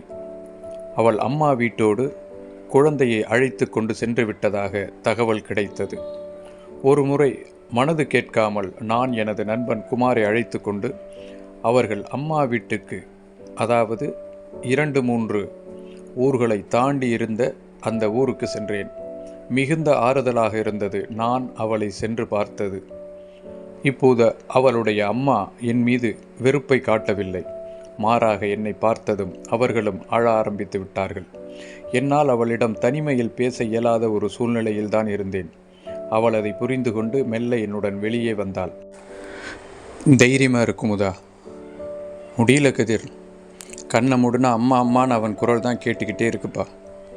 கண்ணா பின்னான்னு கனவு வருது, என்னால் தாங்கிக்க முடியல. நான் கேட்டேனா எனக்கு இன்னொரு குழந்தைய கொடுத்தான், எதுக்கு என்கிட்ட இருந்து பறிச்சுக்கிட்டான், நான் என்ன தப்பு செஞ்சேன் என்று அவள் பேசிக்கொண்டே இருந்தால் எனக்கு கண்ணீர் வழிந்து கொண்டே இருந்தது. என் விதி, நீ ஏன் எழுவுற? சரி வா, சாப்பிட்டு போகலாம். எங்கே உன் ஃப்ரெண்டு குமார்? வாங்க 2 பேரும். வேண்டாம் குமுதா, உன்னை பார்க்கத்தான் நான் வந்தேன், பார்த்துட்டேன், கிளம்புறேன். அப்போது சற்று தூரத்தில் இருந்து அவளது முதல் மகன் பரிதி என்னை பார்த்தபடியே இருந்தான். நான் வேகமாக போய் அவனை அணைத்து கொண்டேன். நானும் என் நண்பனும் அவனை வெளியே கடைக்கு அழைத்து சென்று பிஸ்கட், சாக்லேட் என்று வாங்கி கொடுத்து அழைத்து வந்தேன். அவன் சின்ன சிறிய அளவிலான கண்கள் வாடியிருந்தன. தம்பி மாடியிலிருந்து விழுந்துட்டான் என்பதை அவன் என்னிடம் பலமுறை சொல்லிவிட்டான். அந்த குழந்தை அந்த இழப்பை எப்படி தாங்கிக் கொள்ளும்? குமுதா சொன்னதைப் போல, எதுக்கு அவளுக்கு இன்னொரு குழந்தையை கொடுத்தான் இறைவன்? எதுக்கு அவளிடம் இருந்து பறித்து கொண்டான்? அவள் என்ன தப்பு செஞ்சா? இந்த குழந்தை என்ன தவறு செய்தான்? என் மனதில் இந்த கேள்விகள் அலை போல வந்து வந்து மோதின. அவளிடமிருந்து பிரியா விடை பெற்றேன். காலம் அனைத்தையும் மாற்றும். அவளையும் மாற்றியது. மெல்ல மெல்ல அவள் தன்னை விட்டு சென்ற அந்த குழந்தையை மறக்க ஆரம்பித்தாள். இந்த காலகட்டத்தில் எனக்கு எனது அம்மா திருமணம் செய்து வைக்க தீவிர முயற்சி எடுத்து கொண்டிருந்தார்கள். நான் தீவிரமாக குமுதாவின் நினைவில் இருந்து வெளியே வருவதற்கு மிகுந்த பிரயத்தனப்பட்டேன். அம்மா மறுபடியும் எனக்கு பெண் பார்ப்பதற்கு ஊராக செல்ல ஆரம்பித்தார்கள். பெரும்பாலான ஜாதகங்கள் பொருந்தவில்லை. இதற்கிடையில் குமுதா ஊரில் அவள் இருக்கும் அதே ஊரிலேயே பெண் பார்க்கப் போவதாக அம்மா சொன்னார். நான் அப்படியே குமுதாவையும் பார்த்துவிட்டு வரலாமே என்று சொன்னேன். என் அம்மா வேண்டாம் வேண்டாம் என்று சொல்லிவிட்டார். இன்னொரு நாள் பார்த்து கொள்ளலாம் என்று கூறிவிட்டார். பெண் பார்த்தோம். எனக்கு அந்த பெண்ணை ஏனோ பிடிக்கவில்லை. அப்பொழுது என் அம்மா என்னிடம் சொன்னார், தம்பி, இந்த பொண்ணு நம்ம குடும்பத்துக்கு ஏற்ற பொண்ணு, அழகாக இருக்கா, உனக்கு ஏன் பிடிக்கல? என்ன காரணம் எனக்கு சொல்ல தெரியல. 2 நாள் கழித்து குமுதாவை பார்ப்பதற்காக எனக்காக பார்த்த அந்த பெண் குமுதாவை சந்தித்திருக்கிறாள். அவளை பெண் பார்க்க வந்த விஷயம் குமுதாவிற்கு தெரிந்தது. குமுதா என்னை பற்றி மிக பெருமையாக சொல்லி, நீ கதிரை திருமணம் செய்து கொள் என்று கூறியிருக்கிறாள். அது மட்டும் இல்லாமல் நிறைய என்னை பற்றி குமுதா சொல்ல சொல்ல அந்த பெண்ணுக்கு ஒரு பயம் வந்துவிட்டது. எங்களுக்கு அந்த பெண்ணை காட்டிய அந்த புரோக்கரிடம் பெண் வீட்டுக்காரர்கள் தெளிவாக என்னை வேண்டாம் என்று சொல்லிவிட்டார்கள் என்று சொன்னான். அதன் பிறகு ஒரு வாரம் கழித்து குமுதா என்னை பார்க்க வந்தாள். அவளிடம் நான் நடந்ததை சொன்னேன். அப்போது குமுதா சொன்னாள், நான் உன்னை பற்றி நிறைய பேசிவிட்டேன், அதனால் அவளுக்கு என் மீது சந்தேகமே வந்துவிட்டது என்று கூறினாள். அப்போது மேலும் அவள் சொன்னாள், என்னுடைய சொந்தக்கார பெண் ஒருத்தி இருக்கிறாள், அவளை நீ திருமணம் செய்து கொள்கிறாயா என்று கேட்டாள். வேண்டாம் என்றேன். ஏன்? இல்லை, இப்போதைக்கு வேண்டாம். இப்போதைக்கு வேண்டாம் என்றால் என்ன அர்த்தம்? இல்லை, என்னை விட்டுவிடு என்றேன். அவள் என்னை கையை பிடித்து இழுத்து உட்கார வைத்தாள்.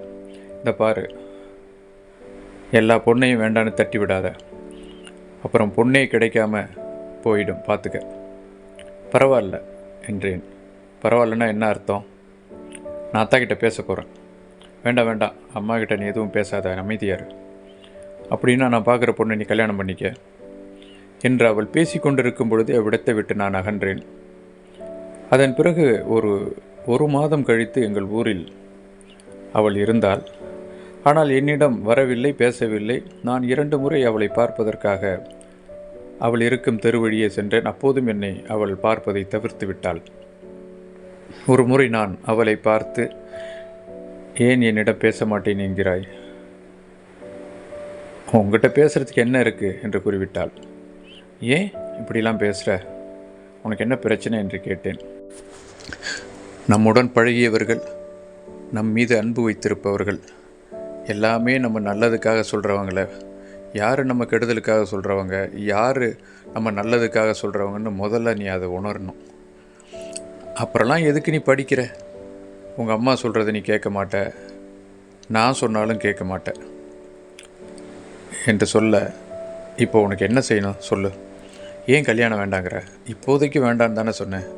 அதான் ஏன்? இல்லை, மனசு சரியில்லை குமுதா. உனக்கு என்ன மனசு சரியில்லை? அப்போது அவள் சொன்னாள், இந்த பாரு, என் குழந்தை என்கிட்ட ஆண்டவன் மறுபடியும் எடுத்துக்கிட்டான். என் புருஷன் தினமும் குடிக்க ஆரம்பிச்சிட்டான்.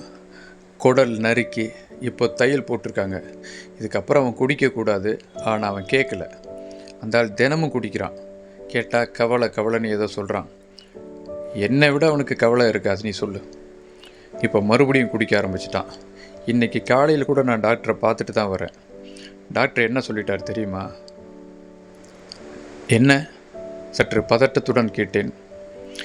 பிள்ளை இழந்துட்டு இப்போ நான் புருஷனையும் எனக்கு இழந்துடுவேனேன்னு பயமாக இருக்குது கதிர் என்று அழ ஆரம்பித்தாள். ஏன், என்னாச்சு குமுதா, என்னாச்சு? குடித்தா டாக்டர் உசுருக்கே ஆபத்துன்னு சொல்லியிருக்காரு. இருந்தாலும் இந்த ஆள் குடிக்காமல் இருக்க மாட்டேறான். டெய்லி குடிச்சிட்டு வரான். நேற்று ராத்திரி பாரு, ரத்தமாக வாந்தி எடுத்துட்டான். எனக்கு கஷ்டமாக இருக்குது. என்ன குமுதா சொல்கிற? ஆமாம், கேட்டால் என் பிள்ளை போன இடத்துக்கே நானும் போகிறேன்னு அந்த ஆள் சொல்கிறான். என்னை விட அந்த ஆளுக்கு கஷ்டமா? நீயே சொல்லு. அவள் சொல்ல நான் அவளை குறுக்கிட்டு, இதை பாரு, எனக்கே பயமாக இருக்குது. ஏற்கனவே நான் என்ன பண்ணுறேன்னு தெரியாமல் முழிச்சிட்ருக்கேன் குமுதா. உன்னை நீ வேறு நான் வேறுன்னு என்னால் பிரித்தே பார்க்க முடியாமல் நான் அலமோதிக்கிட்டு இருக்கேன் குமுதா. தயவு செஞ்சு இந்த மாதிரியான மோசமான தகவல்லாம் என்கிட்ட நீ சொல்லாத, எனக்கு பயமாக இருக்குது என்று. நான் உங்ககிட்ட எதையுமே சொல்கிறது எனக்கு விருப்பம் இல்லை தான், உன் நல்லதுக்காகத்தான். உன் கல்யாணத்தை பற்றி சொன்னாலும் நீ கேட்க மாட்ட. இந்த நிலைமையில் நான் இருந்தாலும் உனக்கு நான் புத்தி சொல்கிறதுக்கு யோசிக்கிறேன். ஆனால் நீ ஏன் அதை புரிஞ்சிக்க மாட்டேன்னு எனக்கு தெரியலையே கதிர் என்றாள். இல்லை குமுதா, இப்போ நான் சொன்னேனே அதான் உண்மை. என்னன்னா, என்னால் உன் குடும்பம் வேறு நான் வேறு அப்படின்னு பிரித்து பார்க்க முடியலையே என்றேன். தயவுசெய்து இப்போ என்கிட்ட பேசுன மாதிரி வெளியில் எங்கேயும் பேசிடாத, சிரித்து துப்பிடுவாங்க. ஏற்கனவே நான் கிடந்துக்கிட்ட தடுமாறிக்கிட்டு இருக்கேன், மேற்கொண்டு என்னை காயப்படுத்தாத. இல்லை குமுதா, இதுதான் உண்மையான காரணம். நீ கேட்டல்ல ஏன் கல்யாணம் வேண்டான்னு சொல்கிறேன்னு, இதுதான் உண்மையான காரணம். என் கண்ணு முன்னாலேயே நீ நல்லா இல்லையே, நான் எப்படி கல்யாணம் பண்ணிக்கிட்டு நல்லா இருக்க முடியும்? டேய், என் வாழ்க்கை வேறு உன் வாழ்க்கை வேறு. நீ படிச்சிருக்க, பக்குவமானவன். ஒரு விஷயம் புரிஞ்சிக்க, இந்த விஷயம் உங்கள் அம்மாவுக்கு தெரிஞ்சால் என்ன செய்வாங்க தெரியுமா? நல்லா இருந்த என் பையனை மனசுக்கு எடுத்துட்டியேடின்னு சொல்லி எவ்வளவு கேவலமாக பேச முடியுமோ அவ்வளோ கேவலமாக பேசுவாங்க. அப்படி பேசுகிறதான் நீ விரும்புறியா சொல்லு கேட்டாள். உனக்கு ஒரு விஷயம் தெரியுமா? நீ எங்கள் ஊரில் ஒரு பொண்ணை பார்த்தல்ல, அந்த பொண்ணு என்கிட்ட என்ன சொன்னா தெரியுமா? நீ அவனோட பழக்கம் வச்சுருக்கிறதால தானே அவன் வேறு எந்த பொண்ணுமே வேண்டாம் வேண்டான்னு சொல்கிறான். புரியுதா என்ன சொல்கிறோம்னு? ஊரே சொல்லுது, உனக்கு புரியுதா என்னன்னு எனக்கு தெரியலையே. அதனால தான் நான் சொல்கிறேன், என் சொந்தக்கார பொண்ணு ஒருத்தி இருக்கா, நான் உனக்கு கல்யாணம் பண்ணித்தரேனே, எதுக்குமே நீ ஒத்து வர மாட்டேன்னா என்ன பண்ண போகிற? கொஞ்ச நாள் அமைதியாக இருக்கும்போதா நிச்சயமாக நான் கல்யாணம் பண்ணிக்குவேன். கொஞ்ச நாள்னால் எவ்வளோ நாள்? தீர்க்கமாக கேட்டாள். நான் சொல்கிறேன் என்று சொல்லிவிட்டு நகர்ந்தேன். அவள் அங்கேயே நின்று கொண்டு என்னை கவனித்து கொண்டிருந்தாள். அடுத்த ஒரு வாரம் என் தலையில் பேரிடி விழுந்தது. அவள் கணவன் மூர்ச்சையாகி படுத்த படுக்கையிலேயே விழுந்து விட்டான். குமுதா அவனை தூக்கி கொண்டு போய் ஆஸ்பத்திரியில் வைத்து கொண்டிருந்தாள். நான் ஓடிப்போய் பார்த்தேன். அப்போது என்னை பார்த்ததும் அவளால் தாங்கிக் கொள்ள முடியவில்லை. நான் சொன்னேனே பாத்தியா, இப்படித்தான் என் வாழ்க்கை, தெரிஞ்சிக்க என்றாள். அதன் பிறகு 6 மாதம் படுத்த படுக்கையாக கணவனை வைத்து கொண்டு எல்லா விதமான துன்பங்களையும் அனுபவித்தாள். ஒரு நாள் உண்மையிலேயே அவன் மூச்சை நிறுத்தியிருந்தான். குமுதா யாருமற்ற அனாதை போல் தன் மூத்த பையனுடன் நின்று கொண்டிருந்தாள். செய்ய வேண்டிய சடங்குகளை எல்லாம் செய்தார்கள். வீட்டை காலி பண்ணி கொண்டு போய் அம்மா வீட்டிலேயே வைத்து விட்டாள். ஏதோ ஒரு வெறுமை என்னை சுற்றி இருப்பது போல் உணர்ந்தேன். என்னால் அந்த கிராமத்தில் அவள் இருந்த அந்த தெரு வழியாக கூட போவதை என்னால் தாங்கிக் கொள்ள முடியவில்லை. நான் தவிர்த்தேன். சில நாட்களுக்கு வெளியூர் செல்லலாம் என்று முடிவெடுத்து என் நண்பனுடன் திருப்பூரில் ஒரு ஃபேக்டரியில் வேலைக்கு சேர்ந்தோம். நாட்கள் நகர்ந்தன, காலங்கள் உருண்டோடின. வேலையில் எனக்கு உயர்ந்த பதவி கிடைத்தது. இப்பொழுது நான் கிட்டத்தட்ட குமுதா என்ற ஒரு பெண்ணை மறந்துவிட்டேன் என்றே வைத்துக் கொள்ளலாம். எனது நண்பனும் நானும் குஜராத் கம்பெனியில் திருப்பூரில் வேலைக்கு சேர்ந்த நாளிலிருந்து முதலாளிக்கு எங்களை மிகவும் பிடித்து விட்டது. அதனால் அவர்கள் வைத்திருந்த அந்த பெரிய காட்டன் மில்லிலேயே எனக்கும் பதவியை, அந்தஸ்து, பணம் நான் எதிர்பார்த்ததை விட கிடைத்தது. எனது நண்பன் குமாருக்கும் ஓரளவு மன நிம்மதியான வேலையை கொடுத்தார் முதலாளி. நான் என் அம்மாவுக்காக ஒரு மொபைல் வாங்கி கொடுத்திருந்தேன். அதில் அப்போது நான் அவர்களிடம் வீடியோ காலில் பேசுவது பழக்கம். ஒரு நாள் நான் பேசிக்கொண்டிருந்த பொழுது எங்கள் அம்மா என்னிடம் கேட்டார்கள், அந்த குமுதா அடிக்கடி உன்னை கேட்டுட்ருக்காடா, நீ இங்கே இல்லை திருப்பூரில் இருக்கேன்னு சொன்னால் நம்பர் கொடுன்னு கேட்குறாடா, கொடுடா. இல்லை வேண்டாமா? ஏன்டா? இல்லை எதுக்கு விடு. டேய், அந்த பொண்ணு பாவண்டா. ஏன் என்னாச்சு? அம்மா அடுத்து ஒரு விஷயம் சொன்னார். என்னால் அதன் பிறகு பேசுவதற்கு திராணி இல்லை. ஏனென்றால் என் அம்மா குமுதாவை பற்றி சொன்ன விஷயம் அப்படி. பக்கத்தில் தானடா அந்த பொண்ணு இருக்கா, கொஞ்சம் பேசுடா. அம்மா பேசிக்கொண்டே இருக்க நான் ஃபோனை வைத்து விட்டேன். அருகில் இருந்த குமார் கேட்டான், என்னாச்சுடா, நீ பாட்டுக்கு ஃபோனை வச்சுட்ட? அம்மா என்ன சொன்னாங்க? நான் அமைதியாக பெட்டி படுக்கையோடு ஊருக்கு கிளம்பி கொண்டிருந்தேன். டேய், குமுதாவை பற்றி ஏதோ பேசிகிட்டு இருந்தேன், என்னாச்சுன்னு சொல்லவே இல்லையே. இல்லை அப்புறம் பார்த்துக்கலாம். இல்லை எதுக்கு இப்போ நீ திடீர்னு கிளம்புற? இல்லை அம்மா பொண்ணு ஃபிக்ஸ் பண்ணிட்டாங்களாம், சிம்பிளாக கல்யாணத்தை வச்சுக்கலான்னு சொல்லிட்டாங்க, அதான் கல்யாணம் பண்ணிக்கிறதுக்காக கிளம்பி போயிட்டுருக்கேன்டாங்க. நான் ஃபோன் பண்ணுறேன், நீ வந்து சேரு சொல்லிவிட்டு கிளம்பினேன். மிக எளிமையாக எனது திருமணம் கோவிலில் நடந்தது. ஒரு வாரம் கழித்து குமார் என்னை பார்க்க வீட்டிற்கு வந்தான். டேய், கல்யாணத்துக்கு கூப்பிட்றேன்னு சொல்லிட்டு கூப்பிடாமலே விட்டுட்டேடா. யாரையும் கூப்பிடலடா, சிம்பிளாக பண்ணிட்டேன். அம்மாவும் குமுதா பையனும் தான் கூட வந்திருந்தாங்க. சரி, பொண்ணு யாருன்னு சொல்லலையாடா? பொண்ணு உனக்கு நல்லா தெரியும்டா. குமுதா உள்ளே இருந்து காஃபி கொண்டு வந்து கொடுத்தாள். அவள் கழுத்தில் நான் கட்டிய மஞ்சள் கயிறு. அதை குமார் கவனித்தான். ஆம், குமுதா இப்போது என் மனைவியாக வீட்டில் இருக்கிறாள். குமார் என்னை ஆச்சரியமாக பார்த்தான். அடுத்த திருவிழாவில் பெரிய மிட்டாய் கடை எனது மனைவியின் மேற்பார்வையில்தான் அமைக்கப்பட்டது. நான் ஒரு 4 நாட்கள் கல்லாவில் அமர்ந்திருந்தேன். துணைக்கு எனது மகன் பரிதியை வைத்து கொண்டேன். குமுதாவின் கதை முற்றும். சுபம். பின்கதை சுருக்கம். குமுதாவின் கதையில் சில நிகழ்வில் சில மாற்றங்கள் செய்து இந்த கதை எழுதப்பட்டது.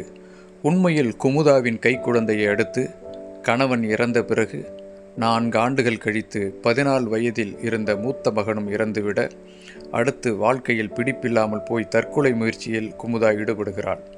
அதன் பிறகு அவளை அக்கம்பக்கத்தினர் காப்பாற்றிவிடவே இப்பொழுது ஓரிடத்தில் இருந்து முறுக்கு, சீடை போன்ற தின்பண்டங்களை செய்து கடைகளுக்கு கொடுத்து வருகிறாள். அந்த முடிவு சாதாரண மனிதர்களால் ஏற்றுக்கொள்ள முடியாததால் அந்த பெண் மூத்த மகனுடன் திருமணம் ஆகாமலேயே வாழ்ந்து வந்த கதிரவனை திருமணம் செய்து கொண்டு என்று மாற்றி எழுதிவிட்டேன். நன்றி, வணக்கம்.